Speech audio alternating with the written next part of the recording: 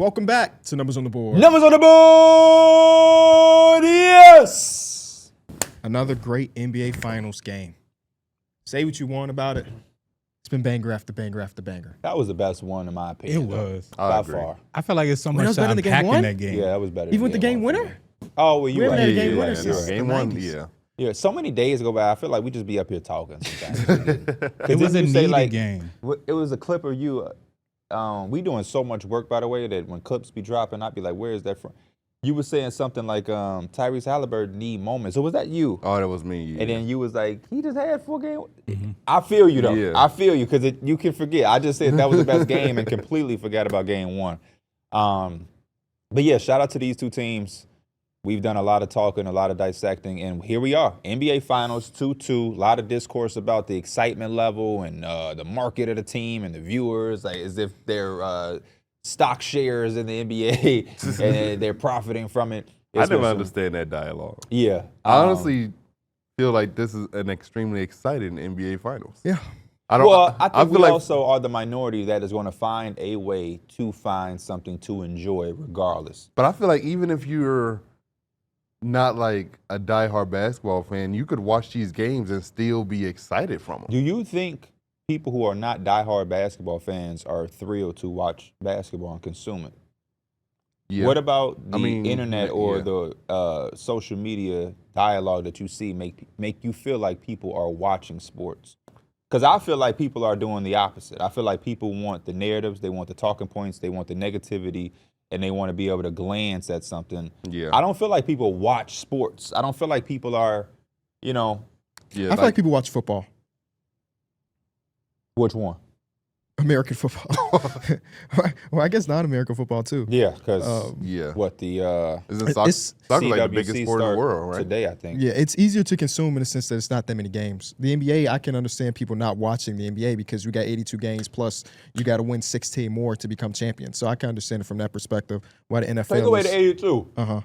The 16, I You feel think, like you think your dad really watching the 16? Yeah, no. When for his birthday, I went over. He wanted these exact slides. Shout out to Soleil. So I went over to deliver him that morning. He was like, "Game one tonight. What you doing? Can I come over and watch?" I'm gonna push excited. back on that a little bit. Yeah, I too. believe it for the NBA Finals. Yeah, I said the 16. Oh, maybe not all the playoff games, but when the playoffs are on, I think that's like something families a lot of times just might put on in the living room Exactly, or whatever. yeah. Like that's just the game. That's on. why, like for the finals, I have a different viewpoint. I think a little bit more people watch the finals, but like take away the 82 games, because I get it. The 82 games is hectic, but like a full 16 game playoff run, I don't know how much 16 people wins because they don't account for them losing, going exactly. to 7 every round. Yeah, but like the overall hauling of the playoffs, because even us, let's be real, some of those first round series, we was kind of like, ask me what I remember about Memphis OKC. Ja Morant falling, right? Ja Morant falling and Alex Caruso clamping Jaren Jackson. And then Jr. Those are the only two things I remember. And then Chet, fourth quarter. See, I don't even remember. Closeout Shaq game. Bro, okay. No, it was the second half. He had that like 23-point second half or OKC something like looked that. so scared yesterday. In my head, I was like, maybe Ja did that, had them figured out. That's how bad they looked for a lot of stretches. Well, I think it's partially like the media's problem. And how they market the game, because the marketing is Bron, Curry, it is KD, it is the top players that we've known for the last 20 years or so. They've done such a poor job trying to change that, because we understand that era's close to an end. I mean, about to crown our 7th NBA champion in a row, so it might be Shea, it might be Hallie. Last year it was Tatum and Luka. It was like so much going on.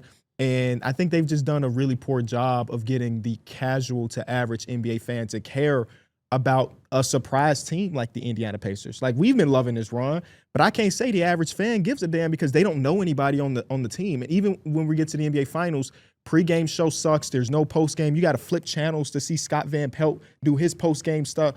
So they don't know anything about Nembhard.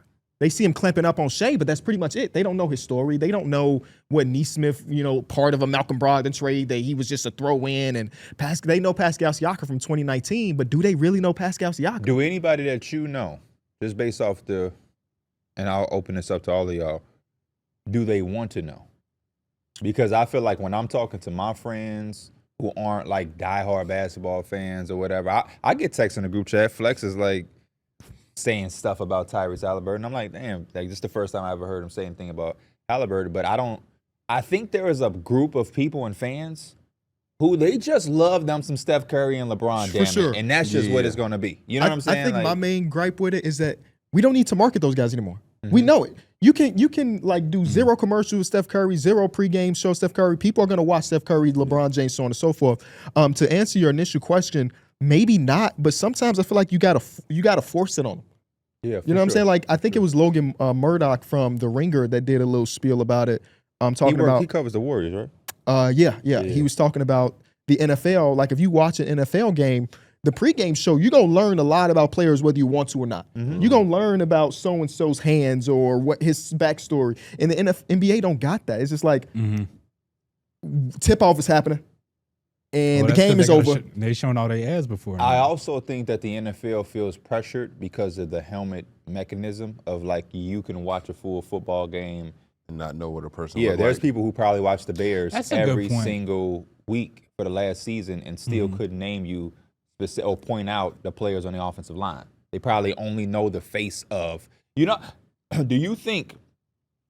you really think you know how Eddie Jackson looked? A little bit. Do you think you play Madden? So I'm not I've seen his face. Do you think before. you know how Keenan Allen look? If we went to the Oh yeah, I know because he Keenan got the Allen. beard, bald head. bald Okay. head, yeah. What about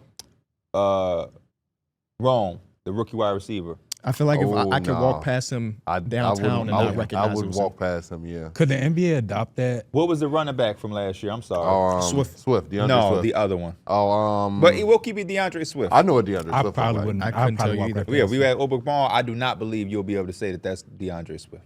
Yeah, I've seen DeAndre Well, you had Swift. him on your fantasy. That's also Yeah. So I'm gonna give you that. Cole Kmet. When we walk past Nah, Cole Kmet, Cole you would Kmet, say nah. that's Cole Kmet. I do not know what Cole Kmet looks So I feel like the NFL feels a little bit pressured. But it's not an excuse for the NBA because, yeah, they should be better. But I think they also are conditioned to have, what has it been? It's been 20 years where you ain't really had to do that much. This is one of the first times where I feel like we're having this type of conversation. Even before LeBron, Kobe, Shaq, Duncan, they were just Dirk. It just was out there.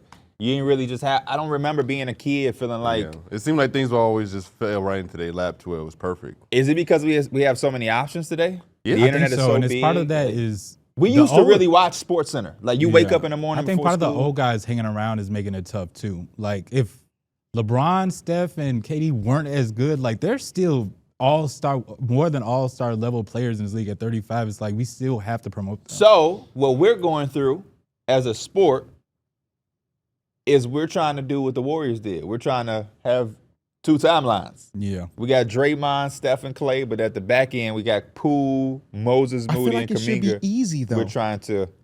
because it's a lot easier than what the Warriors tried to do. Because the one timeline, the old timeline, like I mentioned, it markets itself. We know that if you put on a Lakers game, that game is going to perform well through the Nielsen ratings and so on and so forth. Like, who was All NBA first team this year? Tatum, Giannis, Giannis, Jokic. Donovan Mitchell, In shape. yeah. How many of those do y'all feel like we've like got marketed to over the last year or so? Shay's starting to get a lot of marketing. Giannis, I think people both. hate- Well, Giannis, that, though. yeah. I think Giannis. Tatum as well with all the Jordan commercials. Jason Tatum is out the that guy's. We can stop all those conversations. I think Jason Tatum is seriously like the face of the NBA as far as the new bunch. Forget what your opinion is or who you like, but I'm talking about Ruffle commercial, Jordan commercial. He might have a Gatorade commercial. They're doing it Sprite. with Anthony Edwards too, with the Sprite commercial. I don't think Anthony Edwards got as much as Jason Tatum. No, He and definitely yeah. getting Jason his Tatum bag, been on though. the scene a little bit longer and just been like just beating expectations too. Like people are recognizing Jason Tatum, just not as like a basketball community, but as like a whole. He got the where did you interview him for? So far. SoFi, He got SoFi that. commercial, yeah. Like Jason Tatum be everywhere. He be every time I'm looking at the TV or something, I feel And like somehow I'm seeing it Jason Tatum. hasn't resonated to the fan though. Because I think the fans are so these days they're so integrated with social media that they're falling into the narrative of thinking that Jason Tatum ain't shit because that's what they say on Twitter. But it's just not the truth. And that was the actual point I was going to go back to, where I agree with you that they can market on themselves. But I've seen things where LeBron ain't get talked about or Steph ain't get talked about, and I look at the comments, just glance at it, And people are saying, man, if LeBron ain't a part of this shit, I don't care. Yeah. We kind of are like, Yeah, but that goes to the point that you can't make everybody happy, So I think if you got to look at what your goal is. If your goal is that we want to start ushering in the new face and a new generation, then you kind of got to force it and kind of forget what the comments are saying. It really is a double-edged sword if we're talking about like the programming for TV shows, because like you mentioned, some people just don't give a fuck, right? We're going into Game 4 of the NBA Finals, and anybody could do an hour-long show previewing or talking about the series at large, but instead we might get 15 minutes on a TV show, and then it's like, well, if Giannis don't win another championship, it's a disappointment. Yeah. And that if you're doing programming, that's gonna get you clicks. So it's like, do you want to go for the views, or do you want to go to the thing that might be better for the game? Do you want to go to like, I don't even remember, like, can't think of the word for it, but like, what are you trying to say, fuck the analytics, fuck everything. We'd rather put together a good show with a good message. And it's hard to balance that. It is, because you have to take that risk that maybe in the long run it all works out. Like, how many times we put Tyrese and Andrew Nembhard up here, how many times we put, the new guys up here, eventually they're just recognized because we put them up here so damn much that it equals out, if you know what I mean. Like, maybe it's 5 years from now, but more people know about these guys that we're trying to introduce. I also think one of the parts of the conversation that we have to mention, I think when you get to this level and these eyes are on you, because like you mentioned, the NBA Finals is something when I go to my mom's house and they just have it on. You ain't not even watching. You just got it on. That creates a familiarity because my mom and my sisters are not going to be watching the Pacers during the regular season. So it would take the Pacers, unfortunately, to have to get to the NBA Finals. When we were growing up, like we all talked about, there used to be that picture or that graph on Facebook that showed you, hey, the last 20 to 25 finals had one of these teams. Yeah. Now with parity, you have every year you have to market or introduce these new people. Wasn't it like a team from Cali, a team from Texas, and then things like the Heat was in it. Yeah, it was like LeBron, the Spurs, or Steph Curry. Yes. Oh, and the Celtics, if you want to go back that far. Yeah. And the Lakers from like the whole 2000s. Because the Lakers had the 2000s, and then you'll have one of the those Heat 5 played people. the Mavericks. Yep. And then the Lakers played the Celtics. So and then the Houston Rockets also, I think, was in there too because they went to the finals for 2 of those years too. Are you going back to the I think it went back. Didn't it go all the way back to the 90s? 2000 because it's got the Lakers at that stretch. Okay. The Spurs when the Lakers didn't make it, and then the Heat played the Mavericks, but then the big 3 Heat all. So it was like the 2000 to 2020. I thought it had went back to some part of the 90s. Yeah, too. to 2019 because that was the last Warriors. Boom. Yes. And not the last Warriors because they got the one They after went in that. 2020. But that was the last. That had some breakage. Okay. Yeah. Right. But that was like a stretch where one of those teams was in it for the last 20 years. And I feel like with the parity, as much as I love it, you do have to start to reintroduce. So like if you have a casual fan who's watching the finals, you went from being introduced to Jamal Murray to now Nembhard. Who did Darrick Lively was in the finals last year, reintroduced to Kyrie Irving. So now it's like every year it's a new thing versus when you consistently have those. Like if the Pacers made it again next year, people would be like, oh, that's that Nembhard. You know what I'm saying? Like, that's. I saw yesterday Melo was calling him Nembhard on his show. You know what I'm saying? Melo is. There is a B in there somewhere. So it's a good conversation to have. I'm always on the side if there's a healthy balance. Everything in life has to have some type of healthy balance. So I don't mind feeding the viewers, but I also think you have to control it a little bit. That's the same thing I tell Flex when we game playing on music. Fans don't know what they want. You give them what they want. They're not sure yet. You know what I mean? Fans didn't know that they wanted shorter music, but then artists started to pick up on, hey, we can make shorter songs. I don't have to do 5-minute song. I don't have to do 3 verses. I can give them 2. And now we're at the point where it's like, we'll give them 1. And fans are just like, shit, hell yeah. Do 1 verse. Big X Unplugged and kind of like mastered that. And I think that's the same thing with social media and content, where it's like fans want a bunch of shit that's accessible, but they don't necessarily know what they want to that degree. They may know that they don't want you to spend 13 minutes talking about some bullshit. You know what I mean? They may not want some nut shit, but they know as long as I have something, I'm good. And then you dictate it. So the NBA and all of us that are a part of it in the media, we have a job to do. I also like one of the points I seen Kevin Durant say on Twitter a couple days ago, where it's like the fans are also the issue. because the more and more you hype up the shit that some of the media does, the more they're going to do it. It's kind of the point that I said 2 weeks ago. If somebody is able to go on a platform, like we love Stephen A. Stephen A. said Giannis would be an underachiever. I think that's BS. It's bullshit, yeah. But everybody in the world is going to jump and react to it. So then That's what I think about when I see like the Stephen A. list. We'll have like, he'll just have 5 random players, or it'll be like his top 5 players a day. And it'll just be, usually it'll just be somewhere crazy somewhere. So it'll have like the clicks in the comments. It'd be great. Yeah, sometimes it'd be like the players with the most pressure going into next season. You'll look at the list and be like, Tatum just won a championship. Why is he under the most pressure? I don't know if y'all remember, that was how I ended up on his show the first time, where he did a segment similar to that. It might have been the most pressure. And this was like 2 years ago, so it's not Tatum. But he gave his top 5. And then I made a whole video like calling it out. Yeah. And then he invited me onto the show to talk about it. And he was like, okay, so who would you put in that position? And I was saying to him, I live in the internet world where I don't need a round number. If I feel like there's 2 people with a ton of pressure, my video title was 2 people with a ton of pressure instead of needing 5 because I need to fill time or need to do that whole 4A block. So I do think that it is both, but I feel like if we force feed like enjoying the game down throats, then people will be okay. Like we basically just had 20 years of debate NBA talk. And now we need to rebrain everybody needs their brain remeasured to get it away from that. And I think there has to be, again, a healthy balance, because we do debate shit on this. We don't do who's the GOAT debate, but like we do debate shit on this show all the time. It has to be some form of healthy balance. And I don't think we've got that as NBA fans. But I feel like our debates are more organic versus being forced. Like we don't come into the show like, yep, you got Nimhard, I got Neesmith. Who's the better defender? Talking about Stephen A. still, I think when I see him on other platforms or doing other things that's not like, First Taker, I guess a little bit more debate driven, he's a totally different person. Like you could see that like he just wants to chill and talk basketball and play solitaire. To his defense, though, he has a job to do. Part of his job is to entertain. It's sometimes we have to do up here too. I tell people I'm that all not the mad time. at it. I think it's just interesting to see, people in different lights or whatever. It's just like, I guess if somebody's seen us on they see me at the court or something like that, like I'm gonna look a lot different from up here than at the court. It's just how you are. Viewers can cap and lie all they want. Yeah. Part of it is to be able to talk about basketball and sports and be able to conduct yourself in that way. The other half of it is to entertain.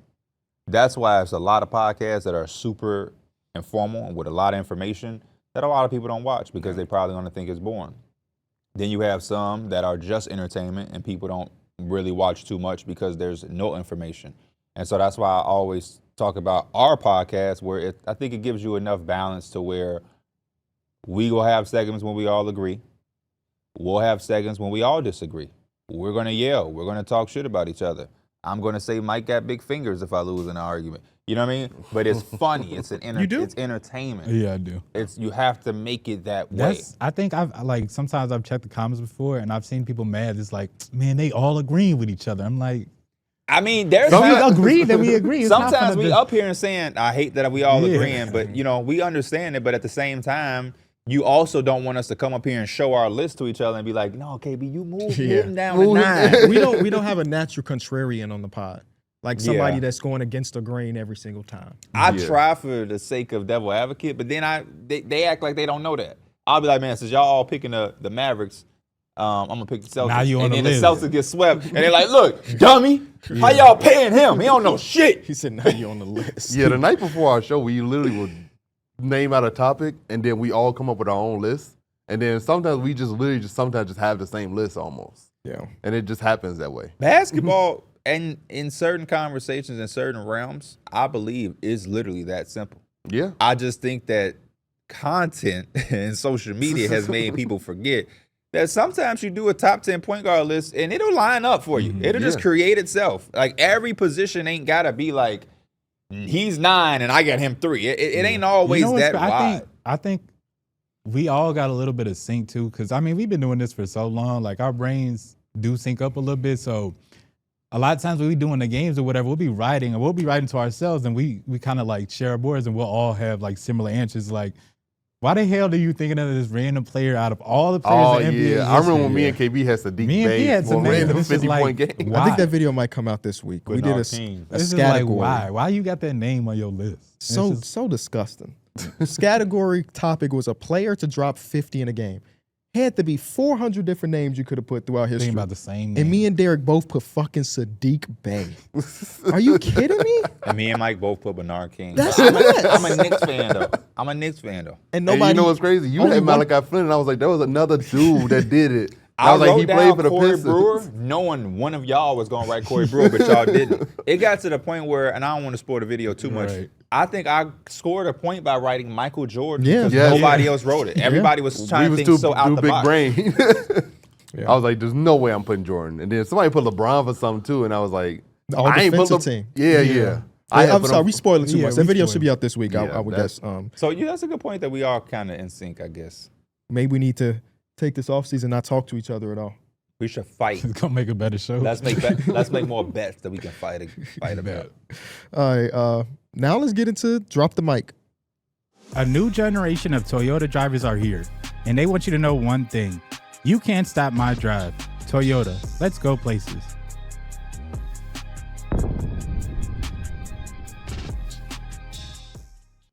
For today's Drop the Mic, presented by Toyota, I need y'all to fill in the blank. I haven't seen a finals like this since. That's a very good question. So we got 4 games. 3 of them are like down to the last 2 minutes. That's unique. Yeah, Because thinking back, Celtics versus Mavs kept it close, but Celtics kind of dominated. I feel like there's maybe, and this is off the top of my head, like 2 really good close games in that series. Maybe I'm wrong, but off the top of my mind, I feel like there was 2. What about Celtics Warriors? that's what I was about to say. Yeah, because wasn't the Celtics up 2-1? I just that remember series? game 4, Steph Curry was nuts. That's all I remember from that series. I think were. the Celtics were up 2-1 in that series, and then the team with the best player comes back and takes game 4, and then they end up going to win the series. But this series isn't over though, so that's probably the closest one that comes to mind. I think to answer your question, I don't know if we've had it be this competitive. Like, of course, we've had 7-game series, but like, Suns Bucks. I thought about Suns Bucks. Suns Bucks, Especially because didn't that start off 2-2 as well? No, Even that though started I think off one 2-0. team, it started off 2-0, but it got to 2-2. No, yeah, but Oh, it has first to get game, to 2. Yeah, my bad. Yeah. And it, I don't know. The I'm last thinking about against- something where it's like it's a little closer than we expect or we think, Yeah. right? Because to be 4 games in or be 2-2, I think as fans, we're in a great position. You know what I mean? It ain't a 3-1. It ain't like a 3-0. That's why I think Game 4 was so pivotal because like it's so much already to unpack from there. But it's just like if the Pacers win that and they're up 3-1, then I think it's a lot more different conversation. Jay said that. than Jay literally OKC said that in tied the up post-game 2v2. conference. He literally It's a lot said- different conversation. His exact quote was, "Going back home down 3-1 would have been a whole lot different than going back 2-2." Yeah. And so no shit. they woke up. He said we woke up that morning knowing that we had to get this game. And he had some moments in that game where I'm like, man, he is not passing it. He is just shooting it. And I'm a fan of that because he is one of the best shot creators and shot makers in the league. And we saw it all come to fruition in that 4th quarter. Yeah, I didn't like Shea's game until about 4 minutes left in the game. It was like, oh, okay, there it is. And guess what? He just kept shooting. And eventually those shots started to fall. And it ended up putting the team away. Yeah, this game was insane. And like before you even kind of deep dive, it was just so weird to me that OKC has been so dominant, but it was like flip the script in Game 4. Like the Pacers just showed that they were the better team. OKC's offense kind of showed their flaws or whatever. Like would they have 1 assist at a halftime or something like that? Like I just don't see how you end up kind of winning this game. But Well, because of Caruso. they had 6 assists at halftime, ended with 10. They had more turnovers than assists. 11 They had 6 turnovers, assists. right. 8 Was it one turnovers, starter something had like that. some? They had Maybe. like some like crazy assists. Shea had no that free at throws. halftime. The thing that I'll say that's so interesting about this series is the differences between the teams. They're both great in their own right? That's how Yeah. they got to the NBA Finals. But you look at the Pacers and how they play, and like they find a way to weaponize everybody on the floor to Yeah. be like some level of threat. Not that they have 5 shot creators, but you have to kind of account for everybody on the floor. And I feel like the Thunder are kind of the opposite where, and they're not wrong for doing this, where it's kind of like you texted in the group chat, it's like your world, where it's like we have the MVP, think- so we're yeah. going to allow him to rock I think out. the perfect example too is a lot of times on OKC possessions, it was really just the ISO, like you said. But What Obi made you laugh?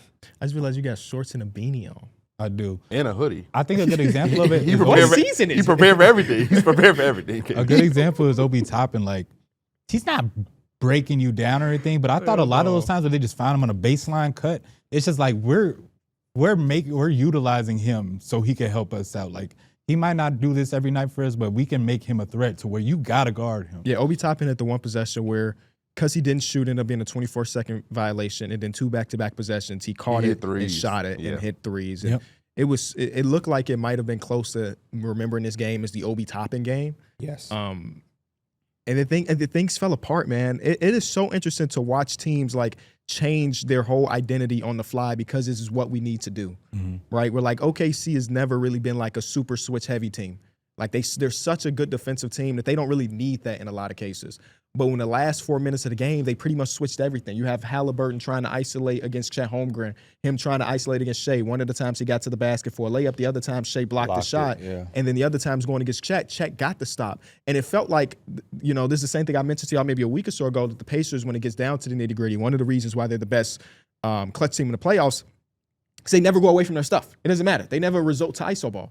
Last night they did. Yeah. And that was just different. And I felt like it was OKC finally taking the reins of this game, because through 44 minutes, it was all Pacers. Like, at least that's what it felt like. Even though you look at the box score or the scoreboard and be like, damn, they only up by 3. Damn, That's they what only made up me by text 6. y'all what I text y'all yesterday, where it's like, I got this feeling that the Thunder are going to win this game because all of these things are going right, and it's still like right in reach. To me, I felt that, but in another way, I was just like, it's no way that it's just the Pacers go up 3. And also, they were 9-1 in clutch games. I was just like, it just seems like this is like in their favor, and then I think the Thunder were like 4-4, and like so it seemed like this was going to be a Pacer game. I just haven't seen them fumble this bad late in games, and I thought Aaron Neesmith had some really dumb fouls late in this game to where he ended up fouling out. Miles Turner had Bennedict Mathurin had 2 off the ball before it was inbounded fouls down the stretch. Miles Turner did the same thing to iHeart. He found an Isaiah Hartenstein on an inbound. I remember I texted the group chat. I was like, Miles Turner had that dumbass foul, and it was the foul where the Pacers are on a run. They're up 9, and he fouled Shea on a jump shot, and then now the Thunder go on a 7-0 run, and I'm just like, now it's a 2-point game. You fouled Chad him. was also getting offensive rebounds. Yes, Chad got some big that offensive was- rebounds in this game. That's what happened in that fourth quarter. OKC kind of woke up. Like, Because I put out a tweet saying, what is Chet doing? And then he all of a sudden just kept getting offensive boards. Yeah, I don't know if the ankle was bothering him or whatever, but when that fourth quarter come, he just kind of was like, you know what? I gotta bust my ass, and he definitely showed that. Shea showed up. I was super proud of what J-Dub did the whole game. Yeah, I thought for the team that was struggle, couldn't hit a damn shot. Shea was, a little bit passive, whatever it was. He was taking over. Like, he was getting to the rim at will, and I thought that little scoop layup, I thought that was money for him all. Well, I thought Caruso was a big saver in this game. Oh man, he was a a real He had MVP. 20 points. He had 5 steals. He had 3 rebounds, and it just seemed like he was just hitting big shot after big shot. When the fuck did Alex Caruso learn a leaning mid-range jump Hey, shot? bro, that's when I was like, when he hit that leaning faded jump shot, I was just like, I've had what? this reaction when he Euro'd in the first. Yeah. I think his first basket was like a Euro step, and I was like, oh shit. Wait, did y'all see when J-Dub fell on his ass trying to get that block? Yeah, bro, my girl got up when she seen that. And I was She like, that shit hurt oh. me. He got right back up. Yes, right no, up. he had 2 big falls in yes. this game where he just got up, and I was like, Bounced up, man. whoa. But You no, know I what they think say Alex about them young people, you get a wound, it just heal right up. Right That's in what front Richard of Jefferson said. He was like, man, that stuff don't hurt when you're young. And he also said that that's like mind games by Dub. Don't make them look like. Don't make them realize that you're hurt and just get up. Like, no damn, way in that shit hell, hurt. bro. He fell so Yes, bro. hard. You saw Caruso react? Did y'all see Caruso react? I rewinded. Caruso was like, because he does look like that could Anytime be you hit the something. ground and your body's momentum jump back up from hitting the ground, But you should could stay down for a little bit. Before he fell though, the block he was trying to get, He was so high in the air. Yes. His head was at like the actual he wasn't rim. letting that shit get anywhere near the rim. When Chet rolled his ankle, it was cool to hear that soundbite from Shea going He up said, to "You like, good? you good? We We need need you." you. Yeah. And I'm just like, He's so clumsy. He rolled both of them. If you look Yeah, at the he replay, did. they both kind of twisted. We both reacted to that same part at the same time when Tyrese put Chet in the damn. Oh, block. Or bro. no, did he get? I think he Yes. just got a foul on it though. he did. But I he was just moved like, him. there's no way Hallie just put you on your That ass, boy bro. soaking wet, 150 pounds. Caruso does get the game ball though, in my opinion. I feel like he saved some asses in this game. He pretty much did what T.J. McConnell did in the other game. Just defensively, just everywhere, a bunch of It's energy. a little bit more better. Yeah, it was a little bit more better. A little bit more important. That 20, where you got 20 points What are off you the laughing bench. at? Just saying it the way he said it a little bit more better. I always laugh when you do that, P. What? More better. Stuff like that. Oh, more better. Because they Yeah, it's aren't the used together because Yeah. they're the same thing. shit, yeah. He was a little better. I'm He's still a a little better. 9-year-old in my heart. But yeah, they were a lot better. Bennedict Mathurin didn't give him the same. Obviously, I didn't Call expect me him to call. Mathurin, cause I Bennedict. I didn't expect him to drop 25 again, but he definitely had the same offensive. Well, he punch missed that 3 you free throws, had 2 off-ball fouls in the last couple minutes of the game. So The worst stretch he could have possibly 3 out of had. 4 free throws is crazy. Yeah. Did y'all see the free throw? He turned around, looking at you. Yes, he actually made that one. He made No, that was one. great. That was blew my mind. He made that one, but missed the other ones. And then I text the group chat, the big group chat.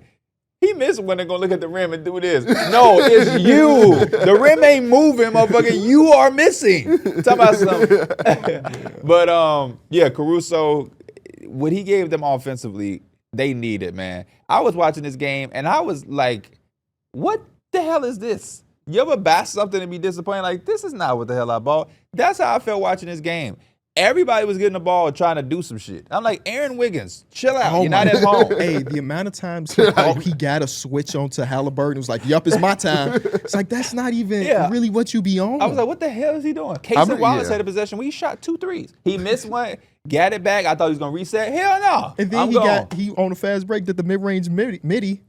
That one went in, though. Wait, was that in the fourth I don't one? remember that Huh? one. Was that the fourth quarter one? No, this Was is that first third? half. This is first half. Oh, he was struggling before that. He hit one big late. Oh, like that it was mid- late in the the shot top of the clock, key, and he had yeah. to pull up mid range at like the free Oh, throw yes, line. he did. Yeah, that yeah. was a really big He shot. had one where he went right downhill like he had a layup and he missed it. So I'm like, bro, y'all all are just getting this basketball and trying to do some shit. I was afraid that Dort was next, and I that's feel not like- what I wanted to see at all. I also feel like at the beginning of every game, they drop a play to attack Haliburton. Yeah, 'Cause- second game in a row. Yeah. Yep. Like literally every game. The other game was score- what Casey Wallace went And right then at. this game was Lou Dort. And I was just like, how many times you just going to allow them to just open the game up and just He score got on better you? throughout the stretch He was of the game. pretty good. Yeah, he was. He's just not good in space, which is fair. But Yeah. like I think as a help defender, he's been okay, and that's all you can really ask. They haven't been allowing him to end up on switches as much. That's like mostly Nembhard and Nesmith fighting so fucking hard to not give up the switch. Yeah. But I also like- would say Dort is doing an amazing job of just not letting Hallie get the ball. Yeah. That's just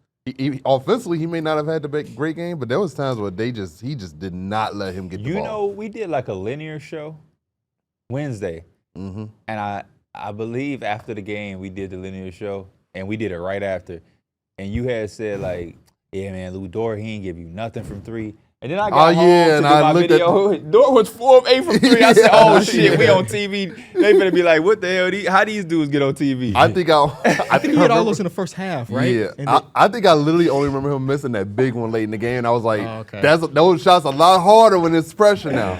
So I definitely got home like, wait, I thought Darrick said he ain't do shit from 3, and he was 50%. But they shouldn't have won this game. no, Not at they all. should not That's why have it won was this such a- game. It was such a tide turner because, as you said, the Pacers dominated the whole time. OKC did not look good at all. Matter of fact, Chet rolled his ankle.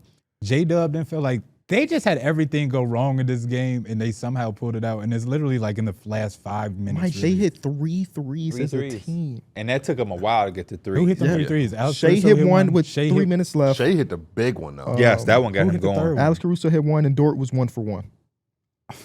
I mean, they only took 17 as a 16 You know as what's a so team. funny? Because they were saying on the halftime show going into it, like in the second half, there's no way OKC just doesn't hit any shots again. They basically did it, except for the one of the big ones. So. I mean, it really was them ramping up that defense in the fourth, and then Shea just saying, "Okay, I got us." Well, yeah, he got to he took 10 free throws in the Which like he didn't even six of those are like intentionally fouls trying to He keep the game really alive. But, prefers the Nesmith. yes, matchup. they were Matchup. hunting Nesmith down the stretch with Yeah. a J-Dub SGA pick and switch. I like that a lot more than wasting time trying to go at Haliburton to do all that shit.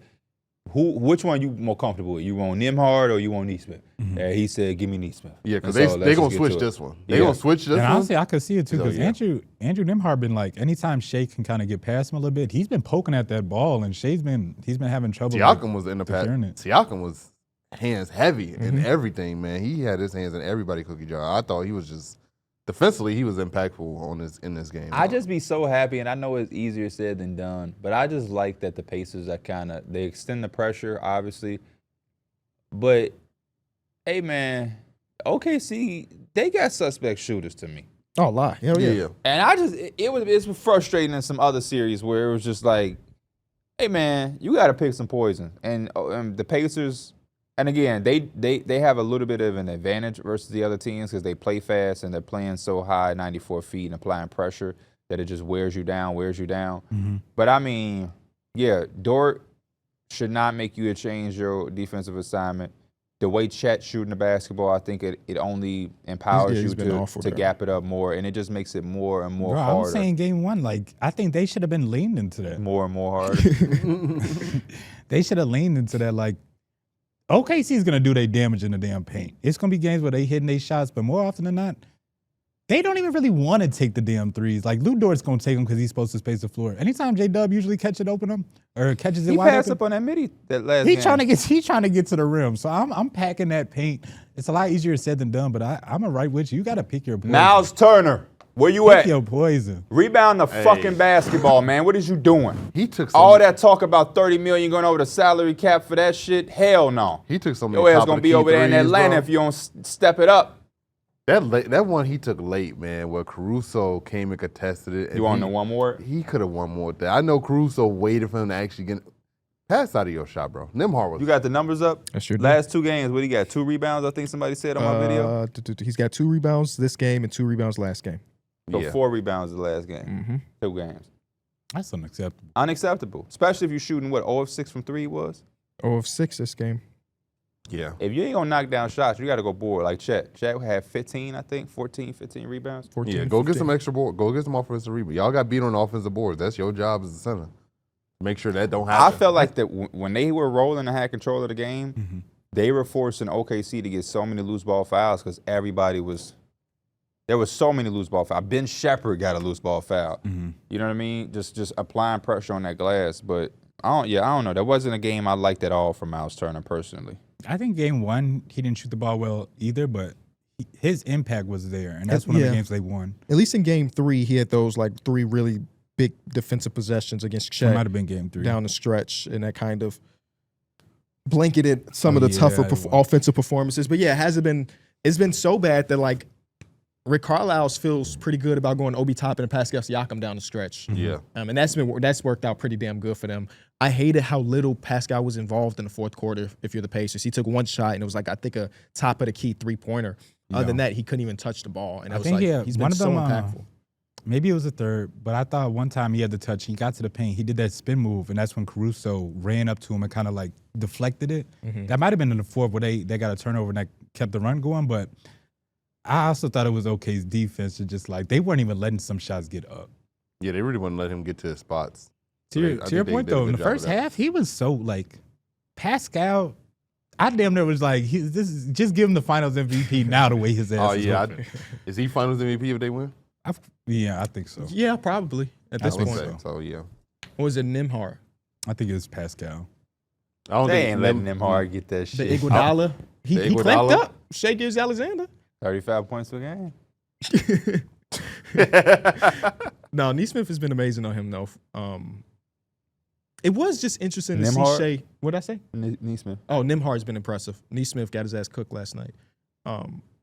It's so interesting to see. You know Shea. why? What's that? Because he ain't got no mustache. He got all this, but nothing on the top of his lip.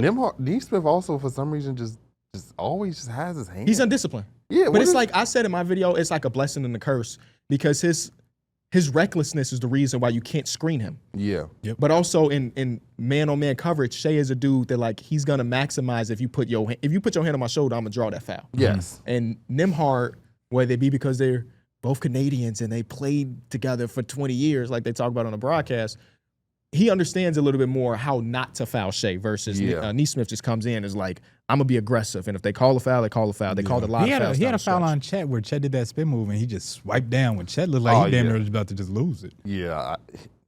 I think it's crazy because that was one of the fouls. I was like, what the fuck? Because it's like in the paint, right? He spins. He literally predicted the spin move, right? And all he had to do was put his Wall arms up, up. wall up. And just. He swiped down. But it was crazy is that last series, he was so good against one of the best foul draws in the league, in Jalen Brunson. He was so good at what? He defended Jalen Brunson really good. He would pick him up full court. I thought at times he was very disciplined at guarding Jalen Brunson. I think I don't think so. You know, I thought he did a pretty good job for that. Oh no. As far as guarding him, yeah, but I didn't think he was disciplined. Oh, Because the he really wouldn't have. the game plan was to beat up on him because he was so smaller. I remember coming into the series saying, y'all probably not going to be able to do that because Shea is 6'6", and he's the MVP. He going to get his calls. You know, Brunson was getting some calls too, but I don't think it's going to be like that with Shea. He did do a good job on him, though. Yeah. I think he did a really good job against Brunson. I think they do a good job as a team. But then that closeout game, Nembhard really put the class on. Yes. At that point, he was worn down at that point. But yeah, Nembhard did a really good job there. But I do think even in those in that series against the Knicks, I felt like that was something that was in both series against the Pistons too, where you come in there and you say we're gonna beat up on them, but then like you're gonna draw a lot of fouls too. Yeah. Asar Thompson did the same thing where I felt like he had some really good possessions and everything, but when you try to get ultra physical, He's also so young that he doesn't. the refs gotta call the fouls, guys. They got to. He's so young. I can understand. He's so young. He's not ready for that.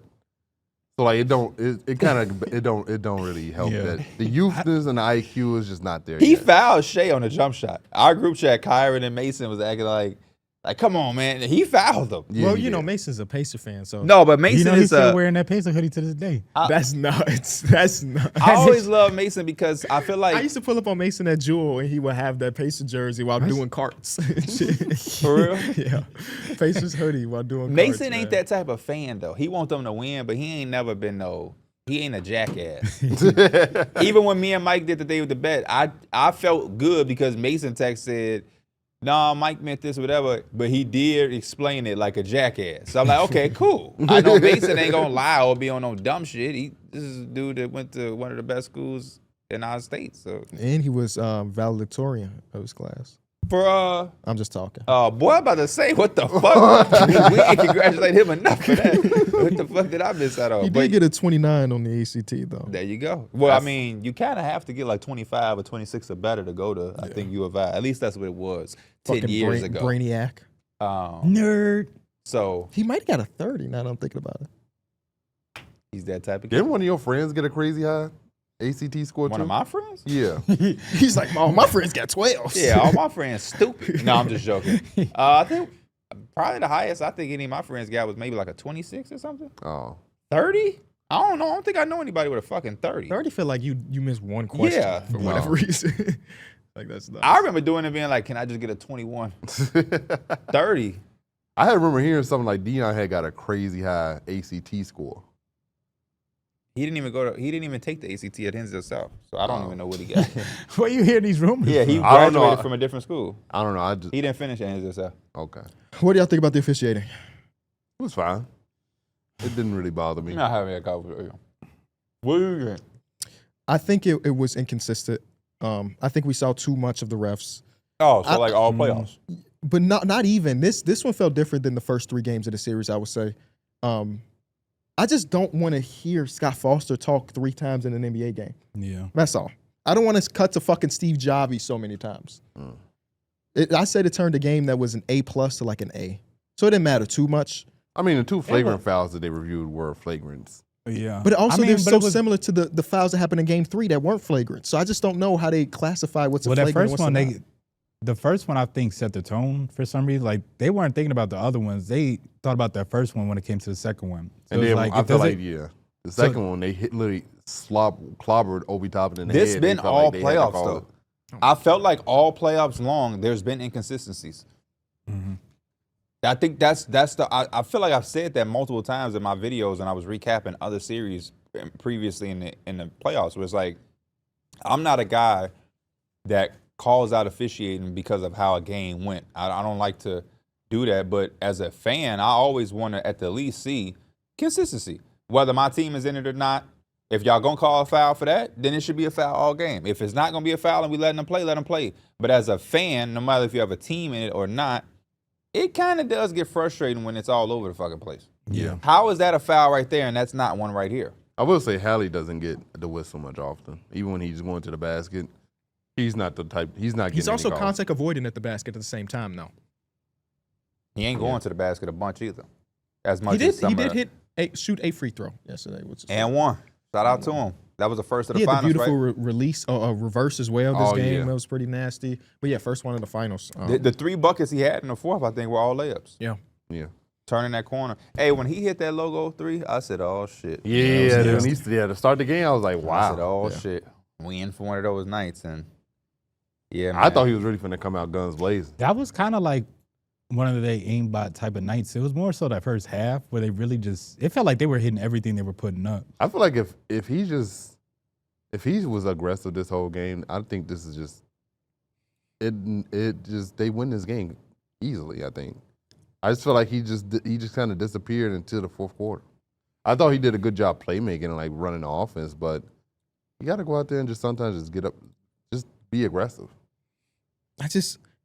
We are so far into this playoff run.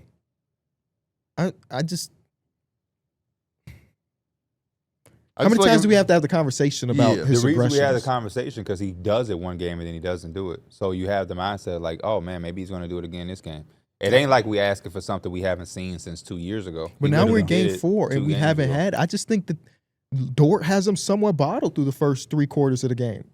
They're like it's hard for him to have that 35, 15, and 10 game like he did against the Knicks or Why, whatever. but it was. I ain't asking for that. Damn, he's over. Yeah, I'm not asking for that either. He ended the game with 15 shots. He took 9 in the second half, which means in the first 2 quarters he had 6 shots. That's what I'm speaking on. I'm not expecting his ass to ever have. But even with that, 35-point triple double in the playoffs. we again. all agree that they were winning, like controlling the game. You know what I mean? Yeah. Yeah, but my point is that They were controlling it, but I also said in the group chat that this feels like a game that OKC is going to win because you have all of these things going your way, and it's still this tight. yeah, And I had that mindset at the top of the fourth, so it's just like Yeah. I think as both sides is like they're right. Because as the best player, you're gonna expect it. From the best player on your team, you kind of expect that. Like if you're not gonna do it, who else kind of will type of mentality. But I thought the proof was there in the fourth Yeah. quarter when OKC started to fight back and the Pacers fought back. He was turning the corner, Yeah. getting to the rim, finishing. But I think part of that finishing. was due to the fact that OKC switched up the stuff. That's on switches. They weren't switching the first 3 quarters. He's attacking Chet in space and getting downhill. He didn't have that opportunity. So in the first 2 only quarters. way he could but again, I think that goes to what me and Darrick saying. If the only way you can be aggressive is that way, or when it's too late, then you're probably not going to have that much. You just had as good of a game that your team can have, and y'all didn't win. it's hard as hell to turn it on just like that, especially in fourth quarter. And I always felt like his aggression can be excused in the first quarter. It's the game is starting. yeah. Like we're not asking you to do it in the third quarter. But for them to have the game that they had as a team and for some of the things to go their way because the way OKC played and you still end up losing, I mean, I just don't know. That's a deflating loss. You go back into the locker room and it's like you got 36 points from your bench. Obi Toppin was amazing. Shea shot 0 free throws at half. Not even just shade. OKC shot the ball terrible. Like, They were didn't- 1 of 12 from 3 they for a didn't majority shoot of the this ball game. at all. And this is another game, right? Caruso outscored him again, right? Yeah. So yeah, I just don't. That's not a recipe to win a championship. If Alex Caruso has outscored you twice in the NBA Finals, that's just not how you should. You should view yourself as being higher than him. He I is, like the he way is he- higher than him. He is, but like he shouldn't outscore him. I like the way he played in game The other 3. game that happened was that game 3 or game 2? Do you remember off the top of your head? Gotta be game 2. I think it was game 2 when OKC won. So both of the games they ended up losing. Yeah. So you let Caruso get off, it's pretty much a guaranteed recipe for loss. And if Hallie want to be passive and let Caruso outscore, it's gonna The 2 things that I will say to combat that a little bit, I don't feel like he letting him outscore him. no. Because there's no way if Haliburton is getting ready in the game, he's looking across and being like, I need more points than that guy. Fucking The white guy with the head. hey, motherfucker. And you think he pointed at Shea, and you look closer, Shea all the way over here. Hey, motherfucker, I'm coming for you. And he pointing at Caruso. I don't know if it should be like that, but I just think the aggression. I don't even think aggression has to go to the points that he's scoring. I think it's just the mentality of saying, this is what I'm on. I'm trying to get here. I'm trying to get there. Mm-hmm. I'm putting pressure on you right there. I'm gonna get to the free throw line. Because I feel like in I'm gonna not sit up here at the top of the key and play with the basketball against fucking whoever. He be getting game past 3, people though. That move get past people. In game 3, he did a great job of even just getting to his floater. And I thought liked game 3. Yeah, the float game was there. He was getting it consistently throughout the whole game. And I he felt scored like in this 22 game- points in game 3. I don't Yeah. think he scored like 30 points. He almost had a triple-double. I think he had 22, 9, and like 9 and 11. 11, yeah. So like that's a good aggressive Haliburton game. Mm-hmm. That's not. I'm not That's asking why him I out would there and say get that it's- 35 point It's just triple-double. touching the paint. The more you touch the paint, the more he's gonna have a better game. Because yeah, Dort is gonna out physical him. He took 17 shots in that game. In game 3, 22, 9 and 11, 9 of 17 from the field. he took 15 this game. Yeah, but I think 9 of those were in the fourth quarter, or 8 of those. No, were in the second half. second half. Yeah, that's the most shots he took in this series is what it was in that game 3 win. And I feel like in game 3, it seemed like it was more. You saw stretches throughout the entire game. Mm-hmm. He made the most amount of threes in that game too, 4 of 8. He went 1 of 7 last night. Did he get 7 up? I didn't feel like he got 7 up. He might have had a half court heave too. I think the So, last like, shot of 6 the official- I think the He did last have shot a of the game half-court was heave, was a half court heave as well. Okay. Oh, Those should that's count the on game box you're score. supposed to win if you'd have paid. That Yeah. that game literally had me not scared, but it's just like the game makes you think what's gonna happen if the Patriots can somehow win this finals. I don't think there's a lot of I see a lot of people say like I'm not ready for these type of conversations yet. Well, I think What that conversation? well, Ain't people, people, I think ain't people people just fake bored. deep these Nick, conversations. what could that possibly mean? Because I would just be. I don't know. I would just. They it would wanna just Maybe be talk- a- they yeah, it talk would about just- the ring bigger- conversations that could happen if Tyrese Haliburton has a Nothing ring. happens if Nothing he wins happens. it, man. I've- Nothing happens. I've That's a also- small circle of NBA Twitter, I guess. He And goes then- up yeah. a couple slots on the best point guard list. He's not all of a sudden a top 5. He's Better not than better than Chris Paul. fucking Chris Paul. You know, All right. it's going great. The dialogue is gonna be how he didn't win Finals MVP. You think so? Who? I It would wouldn't be think so. Pascal Siakam. Not hell. You think that's the no. dialogue, I though? wouldn't think. Tyrese Haliburton is going to win fine. If they win this series, it's going to be because of Tyrese Haliburton. They're not winning this series in I Pascal. felt the same about the conference finals MVP, and they gave that shit to Pascal. to Pascal. Pascal had a crazy game against the Knicks. He had though. 3 30-point games. You're right. Yeah, This, like, in the series, he he ain't hasn't done that shit. But even if they did win and he didn't win finals MVP, that wouldn't be the conference. Nobody was gonna give a fuck. Honestly, nobody's gonna be like, yeah, he won, but he wasn't the best player. That I shit, don't know. that shit. That, Oh, yes, no. I think that legit. If it can happen to Jason Tatum, it will fucking happen to Tyrese Haliburton. Trust me. I just don't think And- people care enough about Tyrese Haliburton to have the conversation. I feel like like- Tatum is at least top Yeah. 5. they're gonna have to talk about. They're it. going to find something to care. I think We just asked ourselves, what the fuck are they talking about with conversations? They ready to have, they don't even know. They know that they ready to have some conversation. that they're not even ready to have. Every day, it's a back and forth tennis match. They win and he plays good. He's the greatest shit since sliced bread. That's He's a why. top That's 5 why player. I was like, why are we even having this conversation? No, It's absolutely. the same shit. Every Then they time. lose, and he's not a superstar. Yeah. That's just what I'm be seeing. He takes 2 less shots in the game that they won. Now he needs to be more. I aggressive. like Tyrese Haliburton. I still keep that. I had the mindset when they won, though. Tyrese Haliburton has to be aggressive. He has to be aggressive. Period. He has to be fucking aggressive. Can people stop saying that healthy Lonzo shit? If it's that taking shit two, pisses me off. if it's taking 2 more shots, then motherfucker take 2 more shots. Hey, we right there. Be aggressive. You only took 2 more shots. That was more aggressive, motherfucker. That was more aggressive. What Like, you talking took about? 2 half-court heaves in that People game keep too. DMing me that. I don't even know if he took the heave. I think Bennedict Mathurin took a half-court shot. I saw. But The anyway, last shot. Well, no, people just keep DMing me what you think about Tyrese Haliburton is like what we thought a healthy Lonzo Ball was going to be. Just because it's like the playmaking kind of aspect. no, It's we just talked like, about it on the no. podcast. But I mean, what the I think fuck? we did on linear a little bit. Okay. What they want you to say? I don't know. What are you saying to them though right now? Hell no. It's not the same type of player. In what way? For one, you could talk about that defense ain't the same. So you saying healthy Lonzo, Haliburton ain't I fucking got with a healthy YouTube Lonzo? video on my channel. Lonzo Ball took the Warriors to the finals and won MVP. That shit was like 9 Your years first ago, ever too. YouTube video. Yup. Weak ass thumbnail. It was. That shit was weak. my something there. I made that shit. Oh man. But no, So I'm just no, saying ain't no that but shit. no. So you taking a healthy Lonzo over Tyrese Haliburton? No, he's talking about the idea of a healthy Lonzo. Oh, the idea. No, not even just a healthy Lonzo. Healthy Lonzo had that number 1 seed. That peak Lonzo. Like the best version of Lonzo, what you expected him to You be. taking that over number 2. Haliburton? Hey, me fucking too. What I saw, Ain't no disrespect to Hallie. what I saw at UCLA was different. Hey, ain't no disrespect at all. He probably inspired Tyrese Haliburton. Didn't Hallie say Dame inspired him? Well, you can have inspirations from multiple spots. I could guarantee you I didn't think get he no liked fucking Dame. inspired by Lonzo Ball though. Oh no, I can man. tell by that defense he didn't. The way that pace, Pocket this. We'll find out after the finals. that pace he played with. Lonzo was the inventor of playing with pace. You saw what he did at UCLA. The inventor of playing with pace. Yeah, TJ Leaf got drafted by the fucking Pacers because of Lonzo Ball. First rounder too. Come on, man.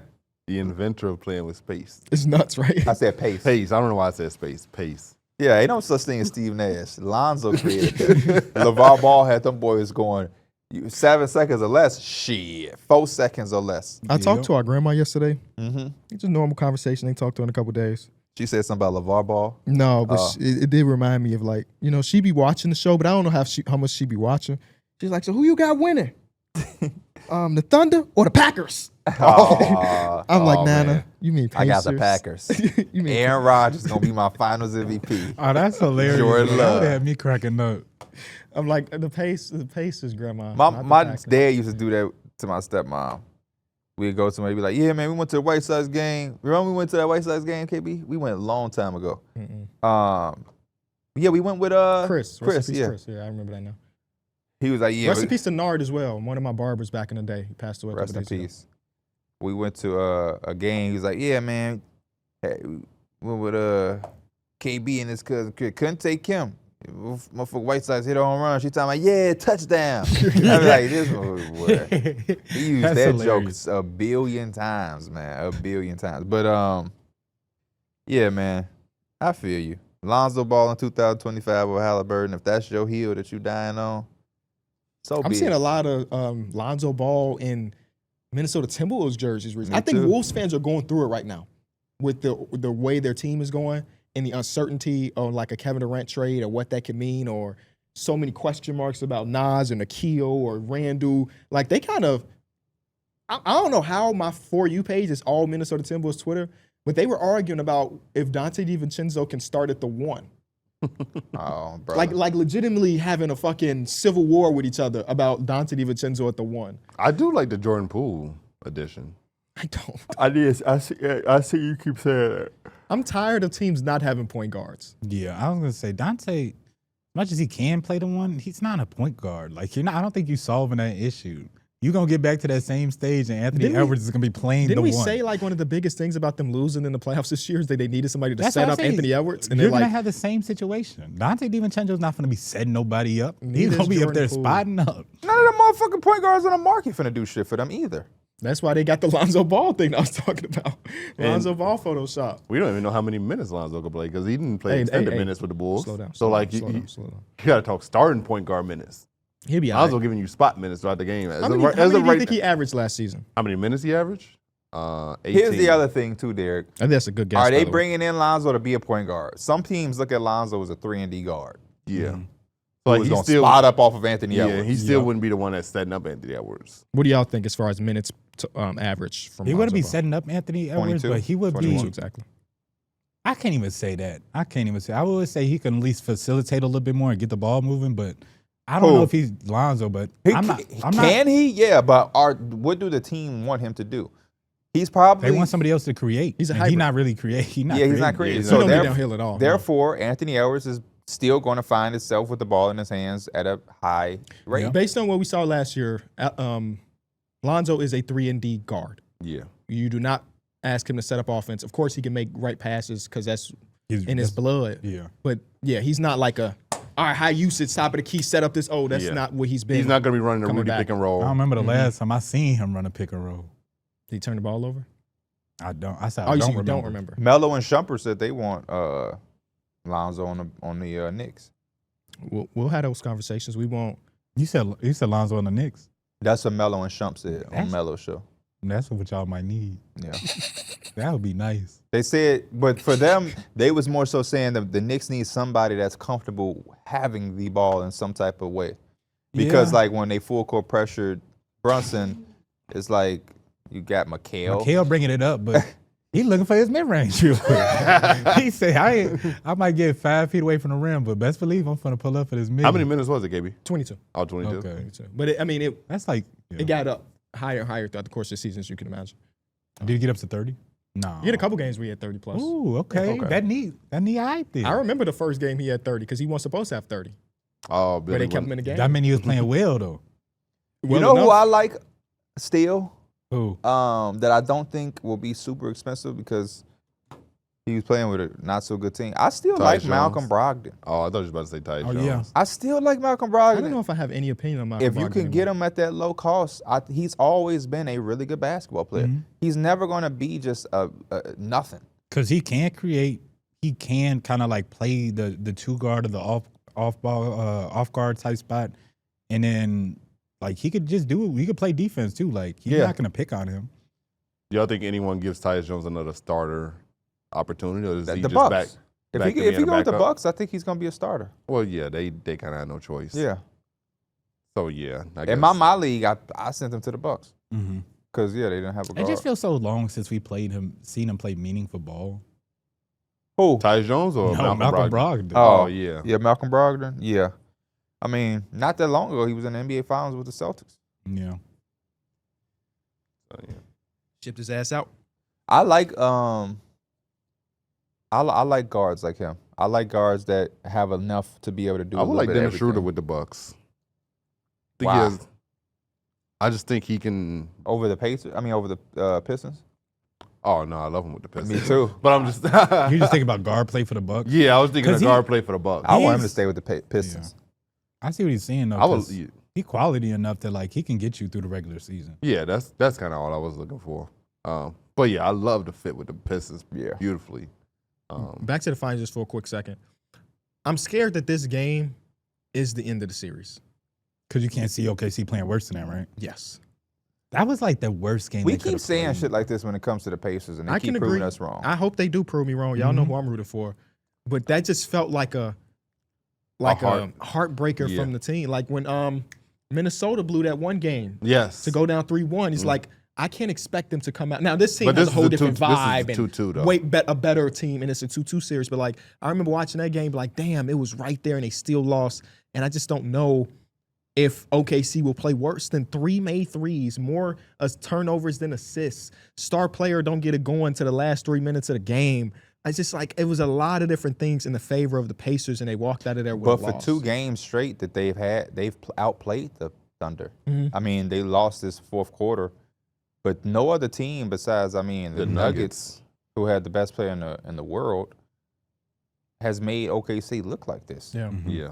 They ain't still in I these just- games. I Like just that think- one game they did still, but like for these last couple of games, Yeah. they've It is- hung with them. And it's been more so like the reason I feel like they've been keeping up, especially offensively, they already had a good offense. But OKC's defense felt like they were so good at just shutting down the people that like are trying to take off, right? If Anthony Edwards is trying to get his 30 or 35, you're going to have to go through hell for it. Yeah. But the way that the Pacers are moving the ball, it's so hard to rotate for them and hard to just like trap everything where you're getting cuts from Obi Toppin. You're getting the open corner threes. Like everything is just open the way they're moving the ball. It's a lot different from what they're used to. Like I think defending. that pace wears you down too. That's exactly what I was about to say. I think the Pacers wear you down in multiple different ways that kind of just you can't. There's no break. They make a basket and you gotta get back on defense as if it's transition. They picking Shea up. They make a basket and them hard immediately boom right to pressure and Shea. Like it's like there's immediately pressure. Whether you have to sprint back on defense, then they get into the paint, they swinging the ball. Your defense is in rotation. Everybody has like they wear you down in a different way than what OKC would try to wear you down. Whereas OKC is just going to try to out-physical you and Dort going to really hound your ball handler and like make them uncomfortable. But like the Pacers, they wear each other down in different ways. And I think that in this game, OKC just had more gas at the end. Shea just I think that's because went to a Mark different Daigneault gear. changed that rotation pattern. And it was looking a little scary too, because Yeah. OKC was down and like you had to take Shea out because you need to get him rest, and that's when you got some of the moments from other guys. The double big lineup also caused some problems too sometimes where like the offensive board was just an issue. They couldn't close It was times where they would force a tough shot and they just couldn't get the rebound. Like, you don't want to give the MVP more shots. That's just a recipe to lose. Also, I think We got to get our hands on milk money. We got to get our hands on milk money. You don't know what milk money is? You don't know what milk money? I know you don't know what milk money is. I'm surprised you don't know what milk money is. Sam Presti's album. Yes, we got to get our hands on I that. just saw that. I literally just saw that tweet this morning. I heard saw a that clip scroll. of it. Motherfucker rap like you. That's I where seen I that. seen it at. You quote tweet. Motherfucker rap like Shout out to KB. Pablo Torre. Yeah, I did see that clip because it was very Tribe Called Quest. Yes. From where's Sam Presti from? let's find out. You can tell me he's from New Hampshire, and I will believe you. He from Denmark. If you type in Sam Presti, the first thing that comes up is Milk Money. He's from Mass. Oh, Yeah. Okay. There we go. Y'all know his story's pretty good. They say them Every 2K. great basketball mind loves music. Every great basketball mind came from the fucking Spurs tree. Everybody. I never came from the Spurs tree. What that tell you about you then? Phil all the ball Jackson ain't players come. wanna be Phil rappers. Jackson ain't All come the from rappers the wanna be fucking ball Spurs tree. players. I don't think he was a great basketball man. I think Brad Texas Stevens ain't come from the Spurs tree. Yes, he did. Because somebody that came from the Spurs tree pulled him up. Nah, that don't I count. made so that there's up. extra extensions. I just made that up. But that's how it be working a lot of times. Like, yeah, he was under so-and-so and so-and-so was under Greg Popovich. So that means that Greg Popovich has another disciple. Ime Udoka played for Greg Popovich and got to be there for 3 years on the end of the bench to learn what it means to be a coach because he was at the end of the bench. So on and so forth. Anything else about the finals? I never What y'all seen a think of team the turn OKC. No, over but like I'm this, trying to too. figure out if it's a coincidence that my eyes is itchy now that you got this motherfucking thing so close to me. Ooh. Ooh. My shit is getting raw. And I told you it didn't really do nothing. Hey, but my please shit, let me know because I will stop bringing them. My shit is getting fucking crazy right Yeah, now. I'll throw it away just in case. is this an My okay? shit's puffy than a motherfucker. Your eyes are. You looking red.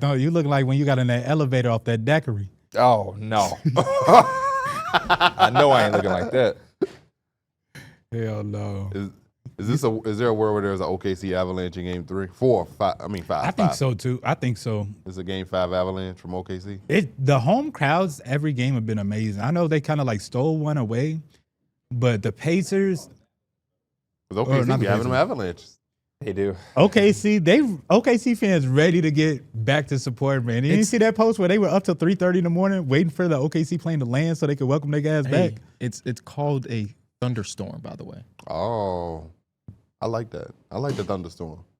OKC thunderstorm. Yeah, You got a Cavalanche when they Avalanche. won one of the games, I was able to say, the thunder strikes back. I gotta get some water. That shit weaker than that scuffle in that game 4. Oh man, that weekend scuffle. Bunch of aggressive I'm sorry's in that damn scuffle. Watch out. That's why do NBA players always have them fake scuffles?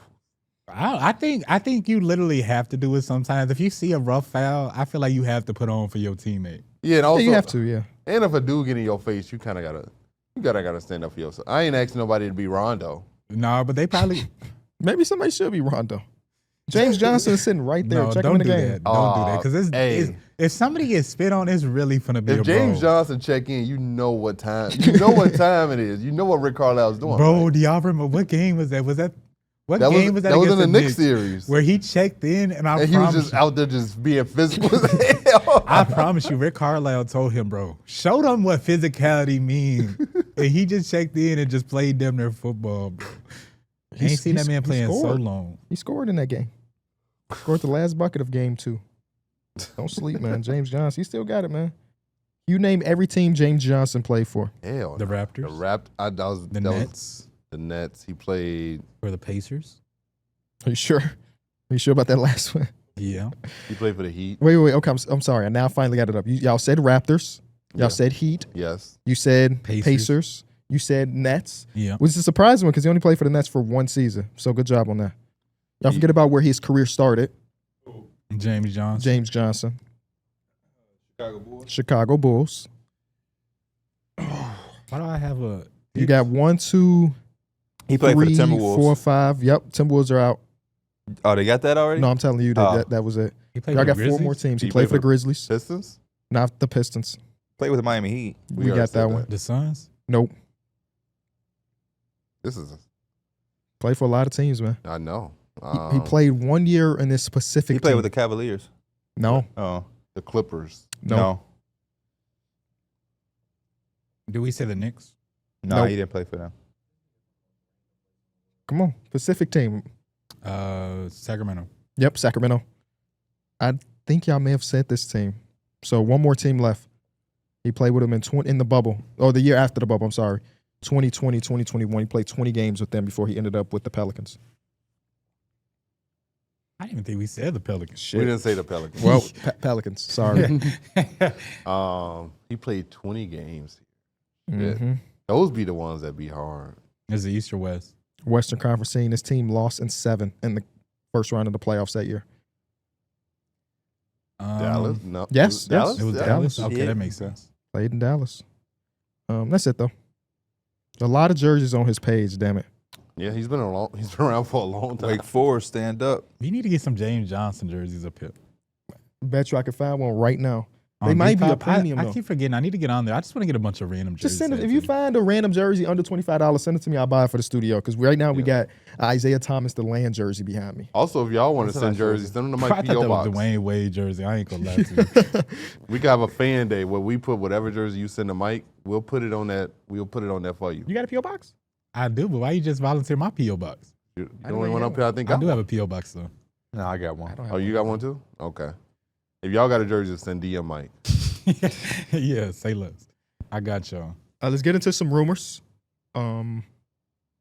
22 hours ago, Shams Charania reported that a Kevin Durant trade could happen in the next few days. The Heat, the Timberwolves, and the Rockets were emerging as finalists. And just a little while before we started the show, the Minnesota Timberwolves are reportedly gaining steam as a potential landing spot for Kevin Durant. What do the Heat have?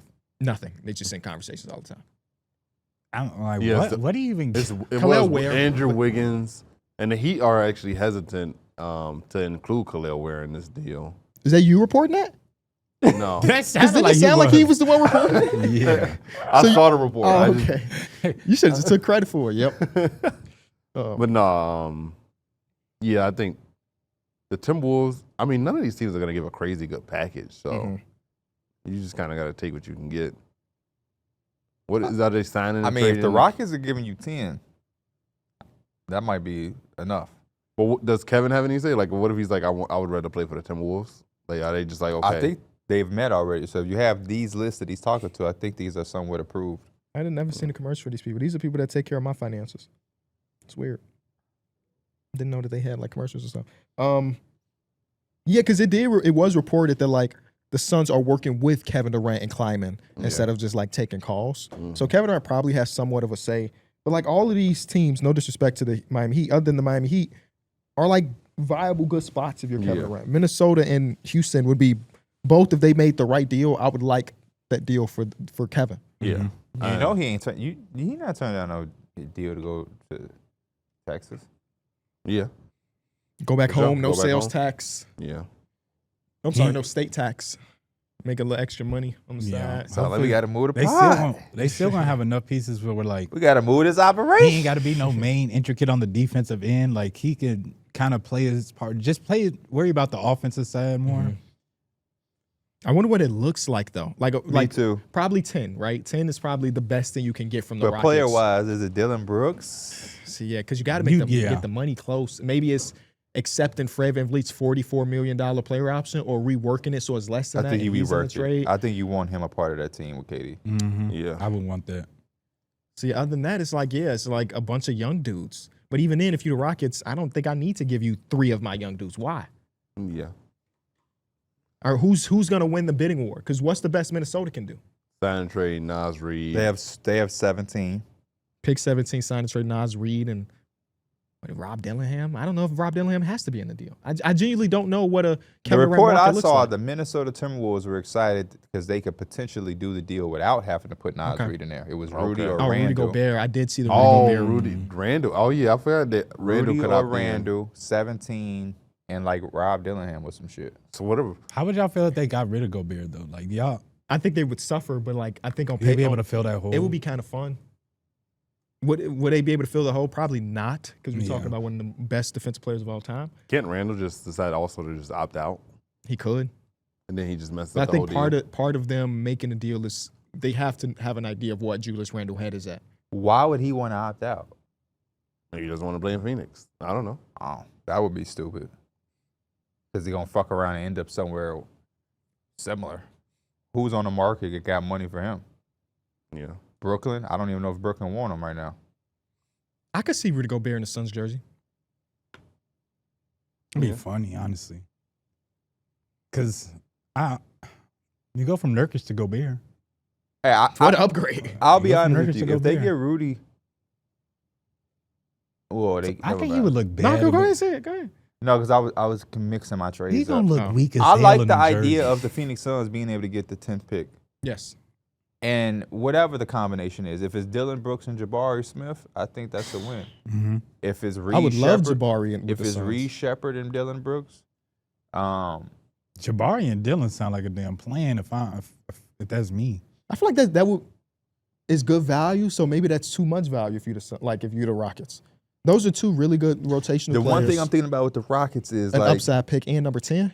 if you do this deal, I hate seeing the reports with Jalen Green is in this deal. I hope that the Suns wouldn't take Jalen Green. I hope so too. But if you're the Rockets, and let's just say that they're not going to take Jalen Green because they have Devin Booker and Bradley Beal. Beal. Oh, I forgot about him. You would then have a team that's like Fred, Green, Amin, Durant, Sengun. You're probably going to bring back Adams. You'll have Tari Eason still. Dylan Brooks, you can sacrifice. Like, you're going to have wings. I think so because you're getting Kevin Durant back. Yeah, and he exactly. can take some of those wing minutes. Jabari, what are you also paying him is the conversation for the Rockets. Now you can also just lead it up to the Suns. Yeah. So it's like, I feel you don't want to overpay. But, I mean, You also saw in the playoffs you needed somebody who can create and I'm trying to think who score. could they give up besides Jabari? Because Jabari had a lot of good, like, the my times God. where they had the because they keep triple Steven big Adams. lineup. I would think they keep Steven defensively, he Adams. could go with the small ball lineup. He, can't had be a in the lot of trade anyway, versatility. right? He's gonna be a free agent, so you can't involve. You don't have to Oh worry yeah, about he is a trading him. free agent. Yeah. My neurons are firing, ladies and gentlemen. I got the Chicago Bulls in this trade somehow. Give me a second to work it out. So that's a 3-team. I'm so fucking tired of Or you hearing that just team talking be involved in this shit. Hold on, I'm gonna figure it out. Just y'all keep going. I'm gonna figure something out. Are you adding them into the deal or are they just? He just told you gonna figure it out. Damn, Oh. you gonna ask him the same question in a different way. Because like the Bulls, that's funny. They gonna find a way to get fleeced. Ain't you a Bulls fan? He a real one. Oh, He a I guess real he Bulls understand- fan. He understand it. I also think that like Rudy going to the Suns will have them but they may need to be accepting of a down year. You know what I'm saying? I think Rudy wouldn't allow you to have that down year. It kind of keeps you fake competitive to where you're going to be but you're not going to be that good. So then you're not Because getting. would you that. rather? Because you're gonna have a top 10 defense with Rudy. Yeah. Because You hope so. if that year, so say you do it all and you don't have the down year, you say we still trying to be competitive, whatever. We get Right, the Rudy or fake whatever. ass competitive. We good, but we not that damn good. You like this year? And so now we have to put ourselves back in that same spot where it's like we setting ourselves back. If we take that 1 year off, maybe we could see a little bit, things open up a little bit more, avenues open up. The league changes. Now every we year. really like this. Now we really like what we bringing in over here. And it's like, it might be just better for the long run. If you're getting a coach who specializes in player development, why not allow him to get players that he can develop? Mhm. That's all. Bringing in a deal that's packaged with Rudy don't give you that. Like, if you get 10, we're talking about a conversation right now. You may can get a Carter Bryant. Yeah.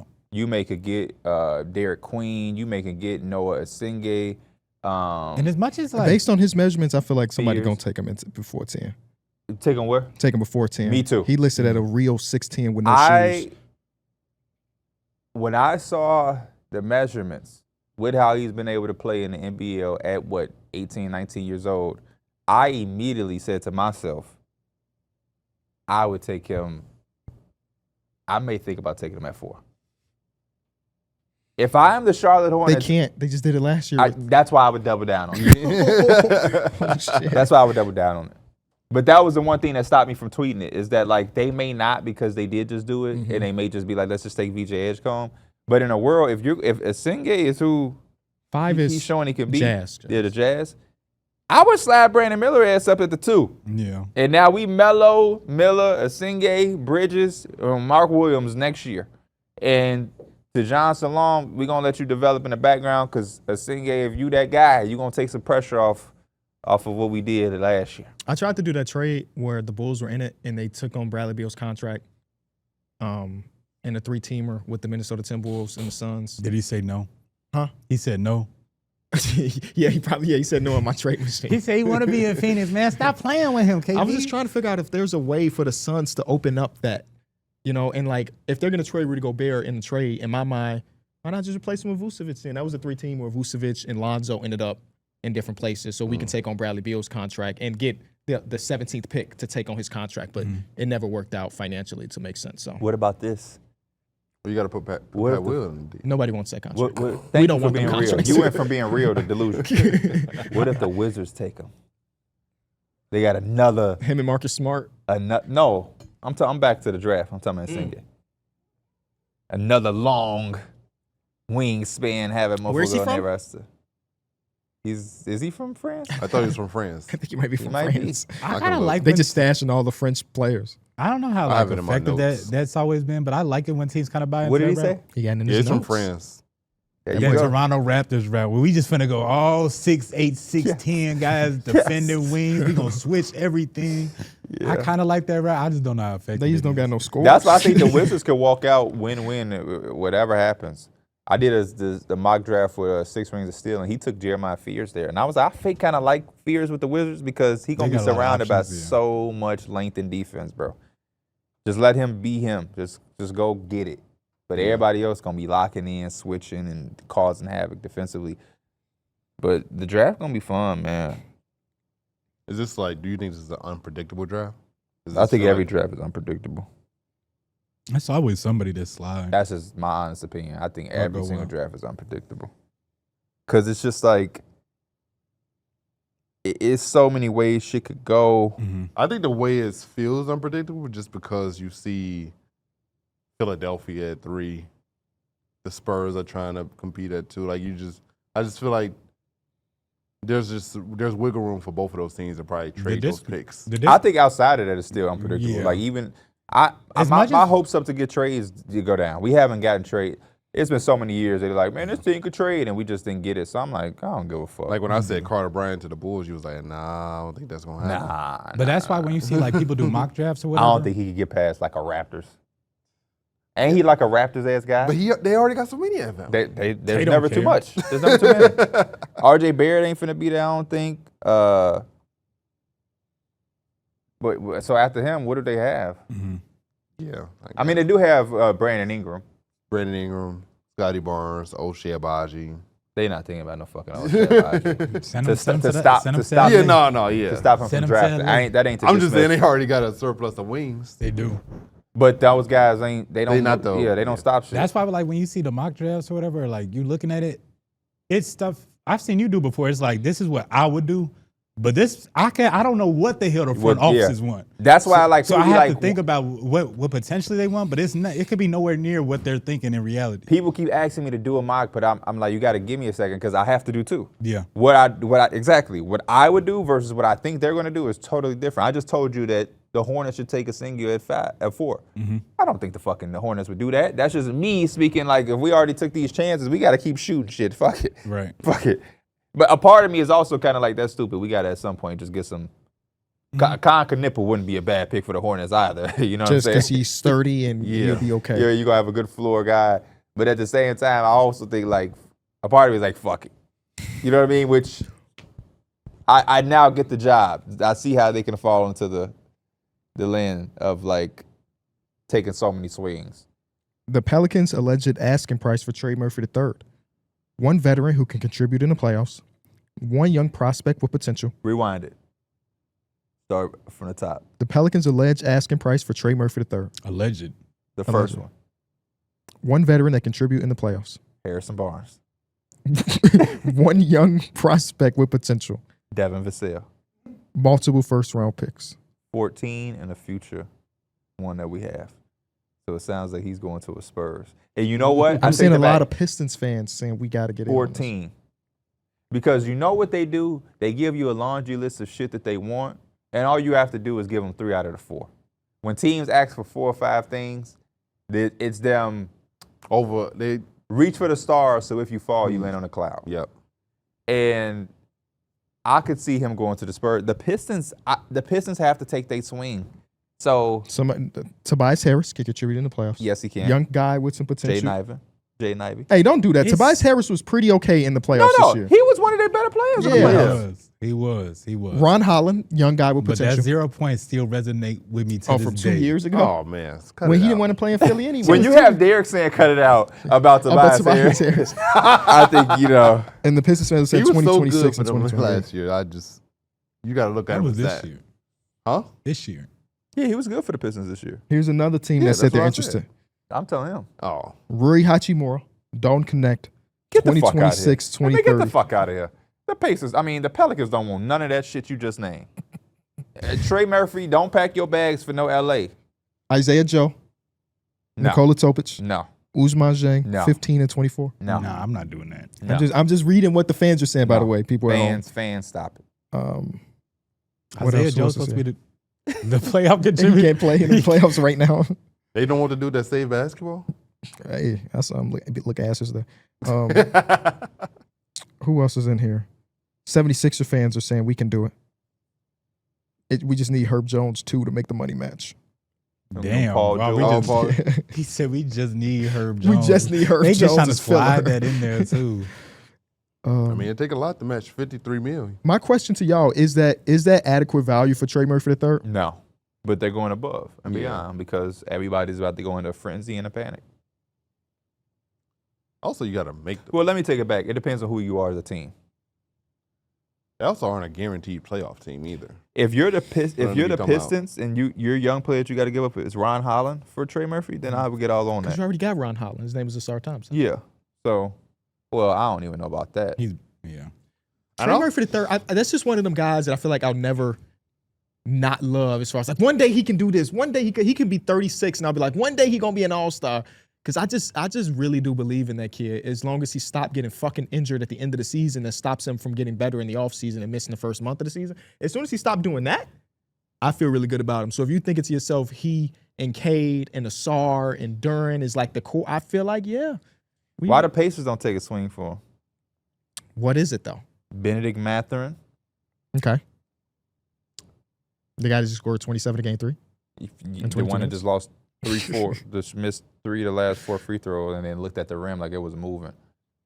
I don't think there's anything else they got. I know. Jarris Walker. Okay. Oh, that's intriguing. Shorten up their rotation. And they have a first round pick that's going to be like 24 or some shit like that. Jarris Walker was actually working his way into the rotation He was. in the playoffs, and then he fucking got hurt. And That's he on crutches. unfortunate. The Pelicans reported are reaching out to the Spurs to try to get number 2. Yeah, I saw that. I don't know. Mm. I don't think they're getting it. I don't think so either. Yeah, I'm not trading that pick away unless it's something crazy. But Like, all this news are they about the giving me- Pelicans, I is- want Trey Murphy and Herb Jones. 4 number 2. Yeah. Trey Murphy and Herb. I would You a ask for damn some shit fool. like that. I would ask for some shit like that. I want my pick. Am I a fool for doing? Because now what On happens which side? with Keldon and Vassell now? You just got 8 great, We- good to we decent. I moving think on. you're doing too much. That's why. Because you Oh. still have Fox, Castle. You're going to get another pick back. So if you give them If I'm 2, trading 2, you better give me a fucking superstar, honestly. And Trey Murphy and Herb Jones. Herb Jones are great for what they do. If I'm trading 2, I need Giannis. I need Jaylen Brown. I'm not trading 2 for really good to solid role players. I agree with that. I just thought they were really great pieces to bring in to put next to. They are. But I have 14. I have 14. Yeah. Talking about some damn. You said Harrison Barnes contributed in the playoff. He'll play though. Yeah. Why the fuck they concerned about contributing in the playoffs? They're not finna be in that motherfucker. That's exactly what I That's said. a good-ass question. They said that like they're locked to make the playoffs. Yeah, Trey Murphy gonna contribute in the playoffs. Brandon ain't gonna contribute in the playoffs. Your Yeah. starting I point think guard they ain't gonna just play really next don't You year. know who what- hasn't contributed in the playoffs? Don't say his name. Who? Talking about Z? Yeah. Don't say his name. Why? He almost did. Oh. Remember he almost took the Lakers out. Yeah, he's busting But then y'all he got ass. hurt. And he He walked really- off the court just by himself. He really dropped 40 on y'all. Bro, we couldn't do shit with him. we couldn't do Going into nothing the with game, him. it was like the Lakers got the recipe. Y'all want two, but asking for a fucking playoff contributor. Y'all sound stupid. Yeah, they need to hit the reset button. Really? Like a full teardown? I don't think they in love with anything they have. Hold up, I'm about to listen What's to Joe this new Darren Dumars? Waller. So we don't, it's a new guy. I'm finna listen to this new Darren Waller. No, Oh. The hell? he on my timeline with a new song. Did you see the Marvin Bagley thing I put in the chat? Yeah, it wasn't bad. I thought it was hilarious because he started off, I'm teed up. Yeah. And I'm like, Pierre gonna use this shit for Yeah, I an was intro. like- Joel from Pick a Side sent that to me, Oh, and I saw teed up, and I'm like, oh, brother. But it wasn't bad. It wasn't bad. It's just like, damn, you got drafted before Luka. You know what is bad about Marvin Bagley's rap career? Is that he's 6'11". I don't think you can be a 6'11" rapper. I'm sorry. I just, I don't know if you could be a 60. Tall rappers just, I think there's a cutoff on height. Well, how tall is 2 Chainz? 6'5"? He like 6 around there. I think that's the cutoff. Jay Critch, Imagine you walk 6'3", into 6'4". that studio, JaVale McGee, right? Pierre, Pierre down there making beats and shit. 7 foot just in that shit. Pierre. He a fool with it, man. I missed JaVale McGee's vlogs from the bubble. That was a good time. Him and That Matisse Thybulle was Matisse battling. Thybulle was really doing this shit. I legit forgot Matisse Thybulle existed to like the middle of March. It be like that sometimes with players. He just didn't play at all till like March. Yeah. I'm being facetious because they cut him on the baseline and sweats and stuff all the time. But like Matisse Thybulle made an all defensive team. That's Isn't one that thing crazy? we knew his ass could do coming into the league. Yeah. He could defend. He was one of my favorite prospects for that reason alone. He missed them free throws. Missed some free throws. Man, Changed his life. Ben tried to dish him off, let him be a hero. being so, man, such a good teammate, so unselfish, tried to let He Matisse tried to have a set him moment. up. Yeah, go ahead. I could dunk on Trey, but my rook, my second-year player, make a name for yourself. Make a name for yourself. Have a moment. And he said, I'm going to get fouled. Hey, do y'all want to? Matisse Thybulle played 15 games this year. Can y'all guess his stat line averages in these 15 games? I'm gonna say he averaged Let's start for points. 5. 5 points, 7.5. That's pretty fucking good. 3 rebounds, 2.5. Three and a half. And then probably 0.9 1 assists. 1.1 assists. under 1 assist. 1.9 assists. Oh shit. What's his shooting splits? 46, 47 from the field. 37. 34. I'll go 30 from 3. 44% from 3 on 3.5 attempts in this little amount of time. And then 82% from the free throw line. He probably didn't get to the line. You think he ain't shoot one free throw? 46% from the free throw line. On how many attempts? One a game.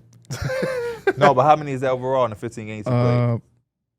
15. You serious right now? Wait, I said he averaged one a game. You Oh, said how so many yeah. is that in 15 But games? no, you can't shoot one free throw a game. It's exactly 115. I mean, No, one, but one, if you go to the box score, you think all of the games he's just shot one. no, but like on average, he shot 15 total free throws. Yeah, you're right. But I'm like, I just wonder how it was throughout the season of the game. But you're right. I asked you that and quickly forgot he shot 15. I played 15. Yeah. Like maybe one game he had like 6 or something, like some crazy. But I just think to shoot 15 free throws and to shoot He might have- 46, what did he go, 3 of 50? 7 of 15. Right, 7 of 15. But look, his second year, this is the year where he got the Mr. Free Throws. He played 1,200 minutes, 1,300 minutes. In 1,300 minutes, he took 18 free throws. That makes sense. It does, but it don't. Like I feel He's like not getting the ball late in the game to get fouled. I know, but I just feel like you play that many minutes, you should have more than 18 total free throws. He's just shooting threes. Literally. Sit your ass in the corner. And How many because- free throws you thought PJ Tucker was shooting? oh man, that's a good Because question. Joel Embiid was getting all the free throws. That sound like you knocking them. Oh, no. But I I'm think too, serious. especially in all the minutes he played too, as a guy that gets steals and How many blocks, free throws he that shooting? means you out in transition. Because if Joel's taking like 11 or 12 a game, Are you serious? if Joel's taking 12 a game, there's not that many available. And okay, so Did we ever find that podcast he was on? Y'all crazy, bro. Hell no, man. I still can't believe that, man. I gotta find it. I forgot about it. I gotta find it. I damn near was gonna ask them, hey, where y'all episodes? That's crazy.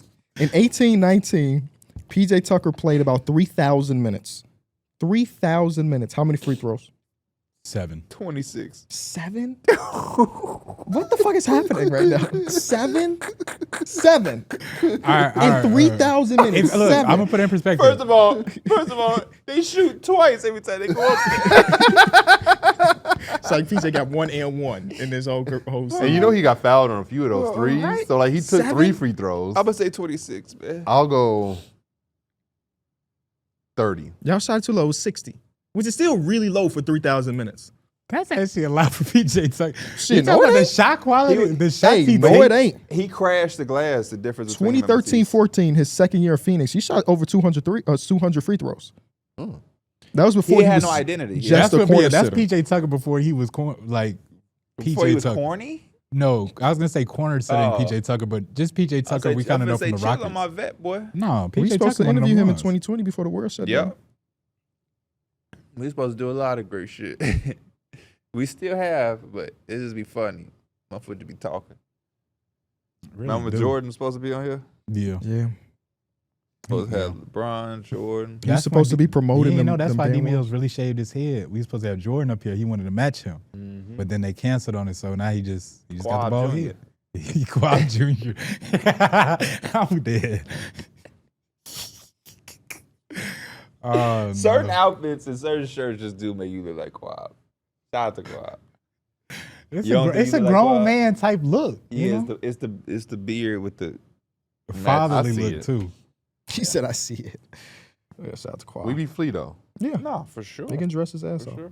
Um, Dunder Mifflin with the J's. It's not about, the man wearing the clothes. It's about the clothes that the man You is saying on. at the right time because you look fucking ridiculous Yeah. today. I woke up late. I feel tired going to the shop. I'm just gonna put on some sweats and some hoodie. And you said got- that saying wrong. I did. I said it so wrong. Oh, you did. Quab Yeah. just text. Come on, y'all. You got on sandals and socks, which that's fine because I got the same thing.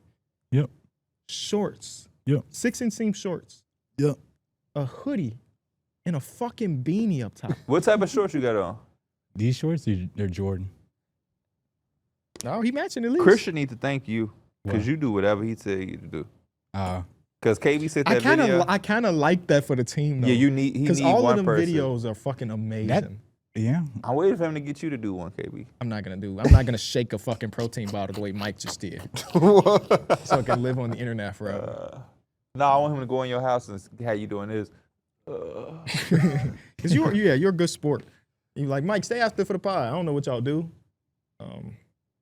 we be recording Recording what? the ads. The what? Oh, the ass. No, the ads, the little commercials. Ad. Recording the ass. The one It'd of be you in fun, the though. bed is still like Top goated. tier. Yeah, and I don't know if we're gonna ever be able to beat that one.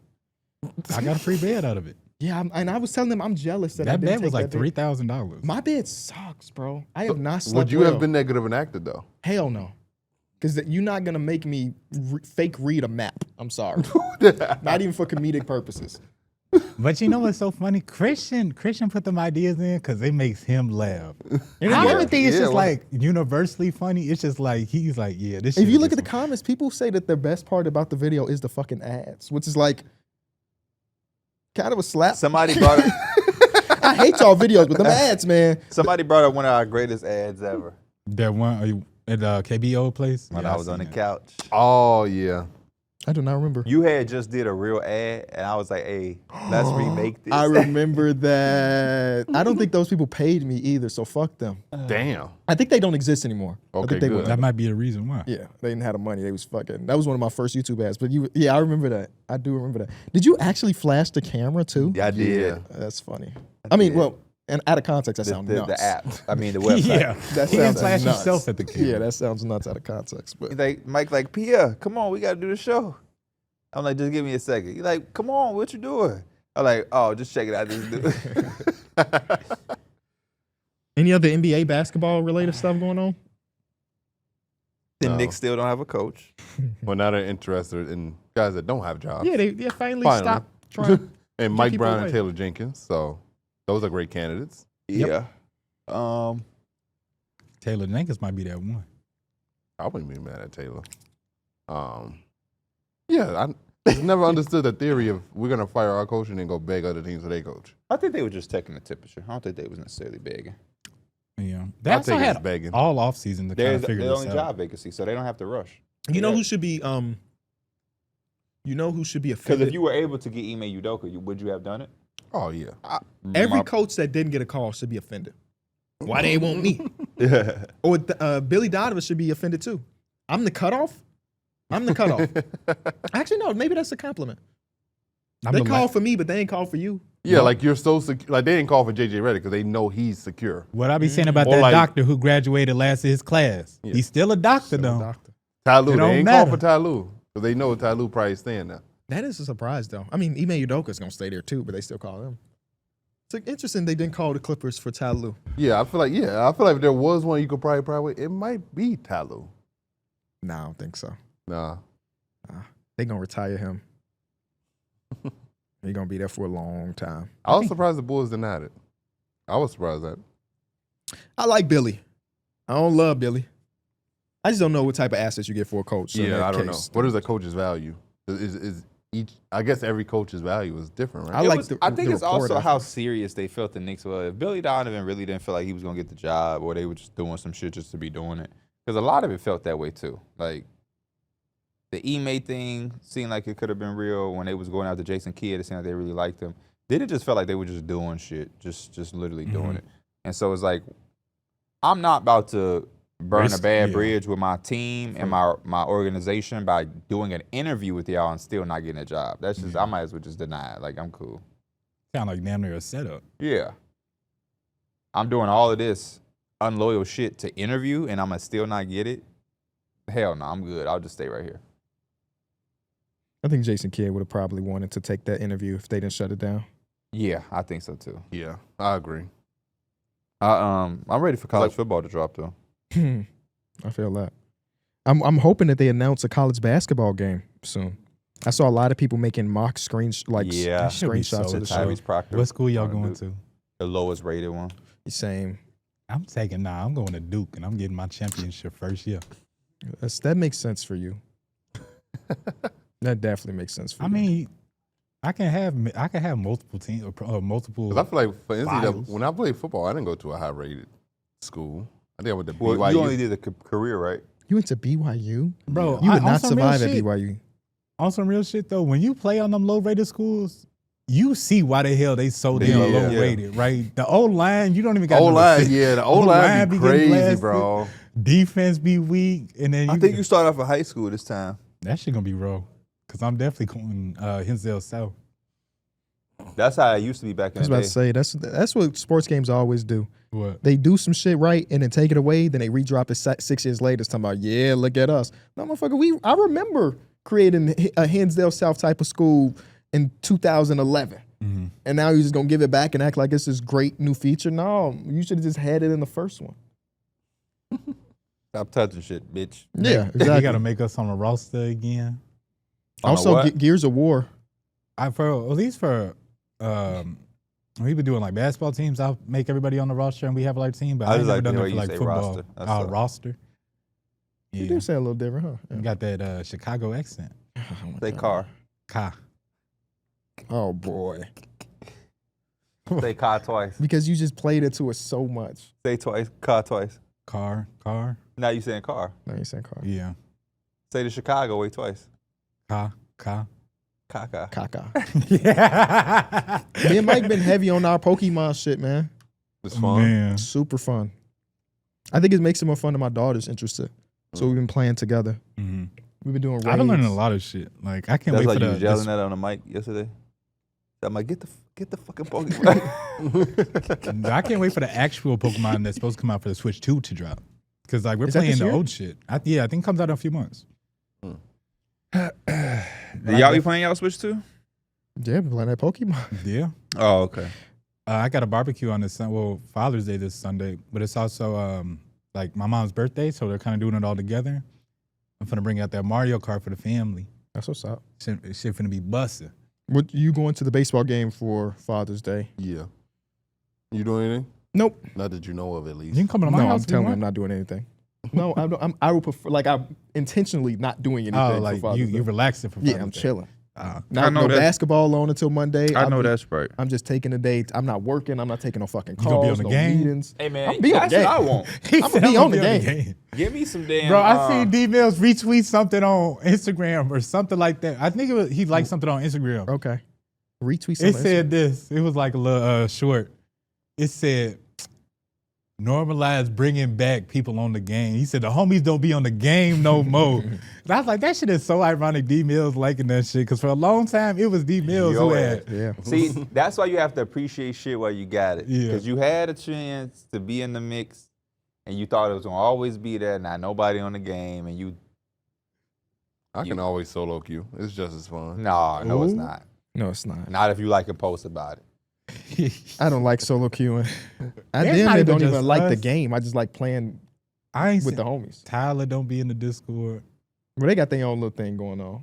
I can't even say that. I don't even really be like, I join the Discord usually if I'm streaming or like we talking, but I was in Discord by I be myself chilling in the yesterday, the whole living room. finals game, so I already know what it is. yeah. I'm mad. I've never played rivals with Tyler and John. I think we played with Tyler once. I think he might have been on controller though. You know, they Of course always he's got on their control. own little relationship. Yeah. What they was You playing ain't allowed. Vigor yesterday? Yeah, they playing Vigor. They play all that of shit, them. that shit had me cracking up when you showed the screenshot. It had like 43 live people Yes, playing 63 people playing the game, and they're So they in just there. all playing against each other all the Yes. time. They Just just the know same each team they going against too. Talking about we building a community over here. Game about this server's about to shut down next month. Right, y'all gonna have to find each other on Discord. Talking about some damn community.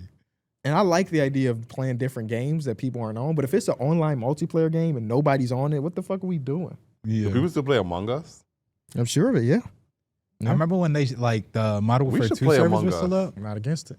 and we was trying Among to Us get was games on the fun. remaster. I'm not having these conversations no more because we had Among Us and what was the other game? We It was was having the- fun. Then, Something protocol. Lockdown protocol. Lockdown Protocol.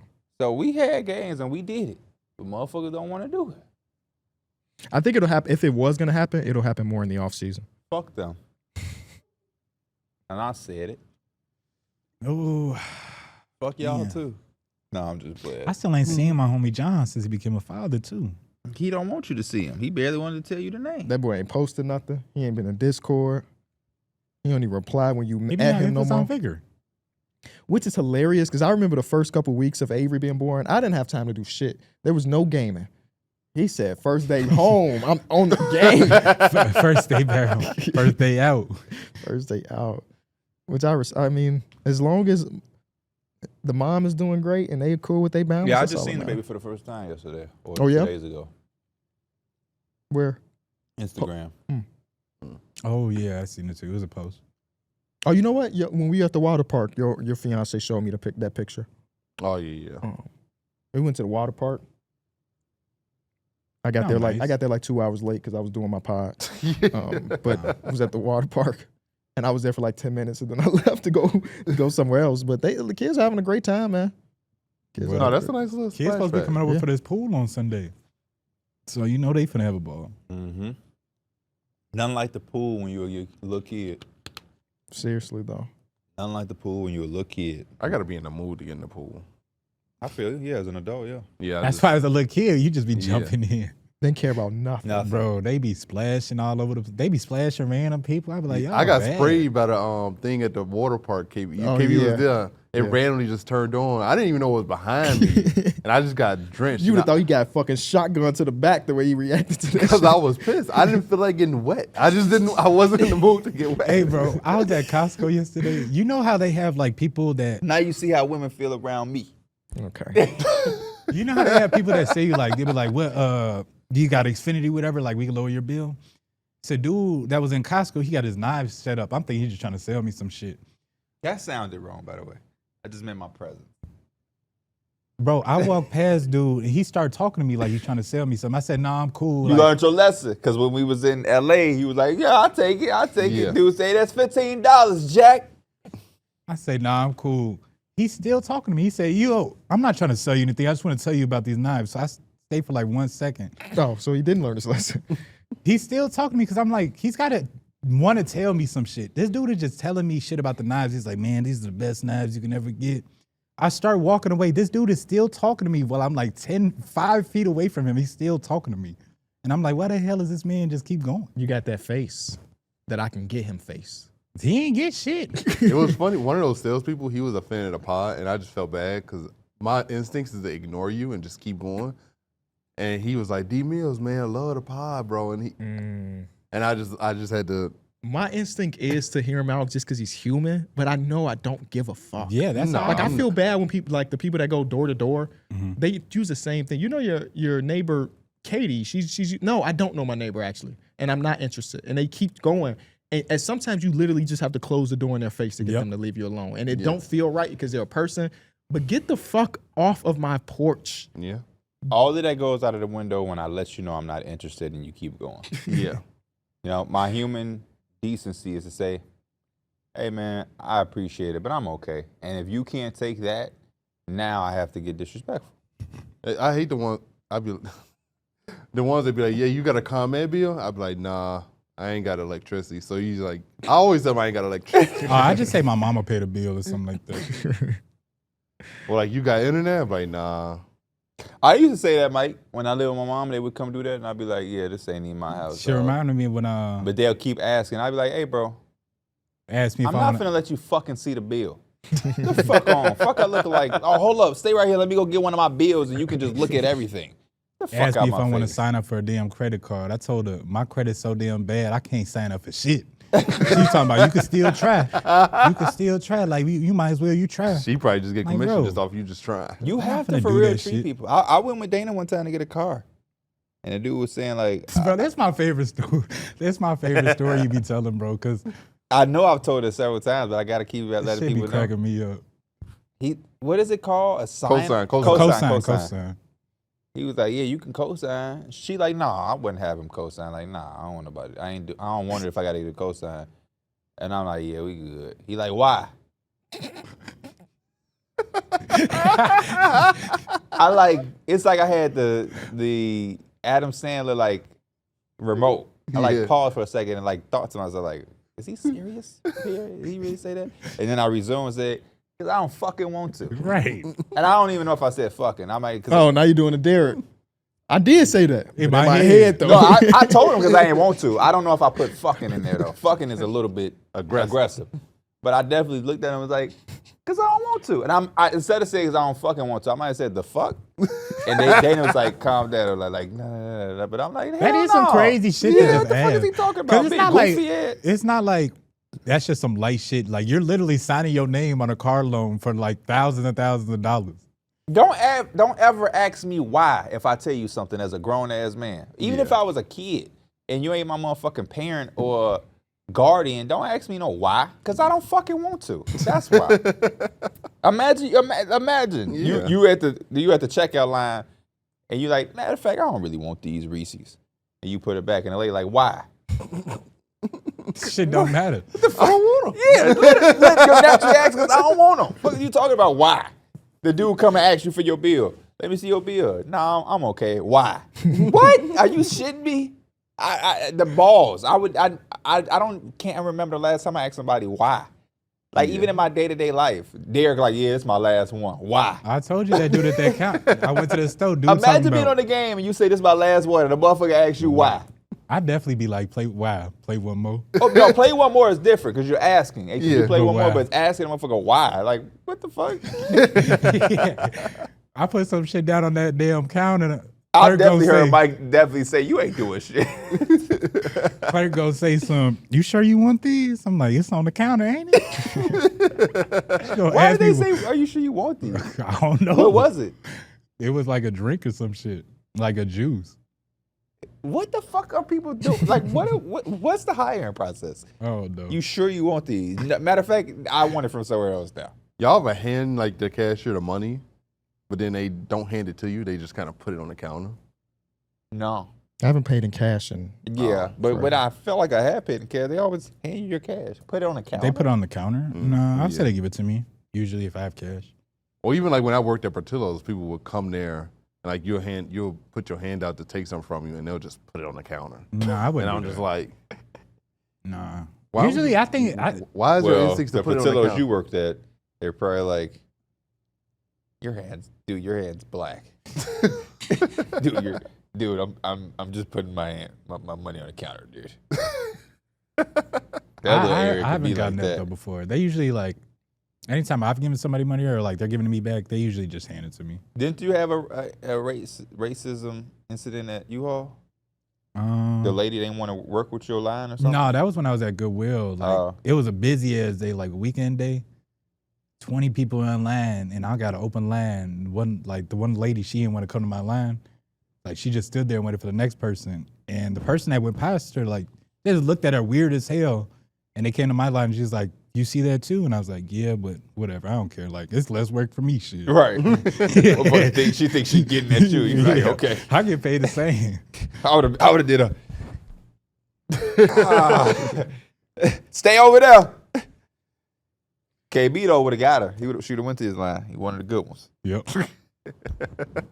That's because you had the dreads back there.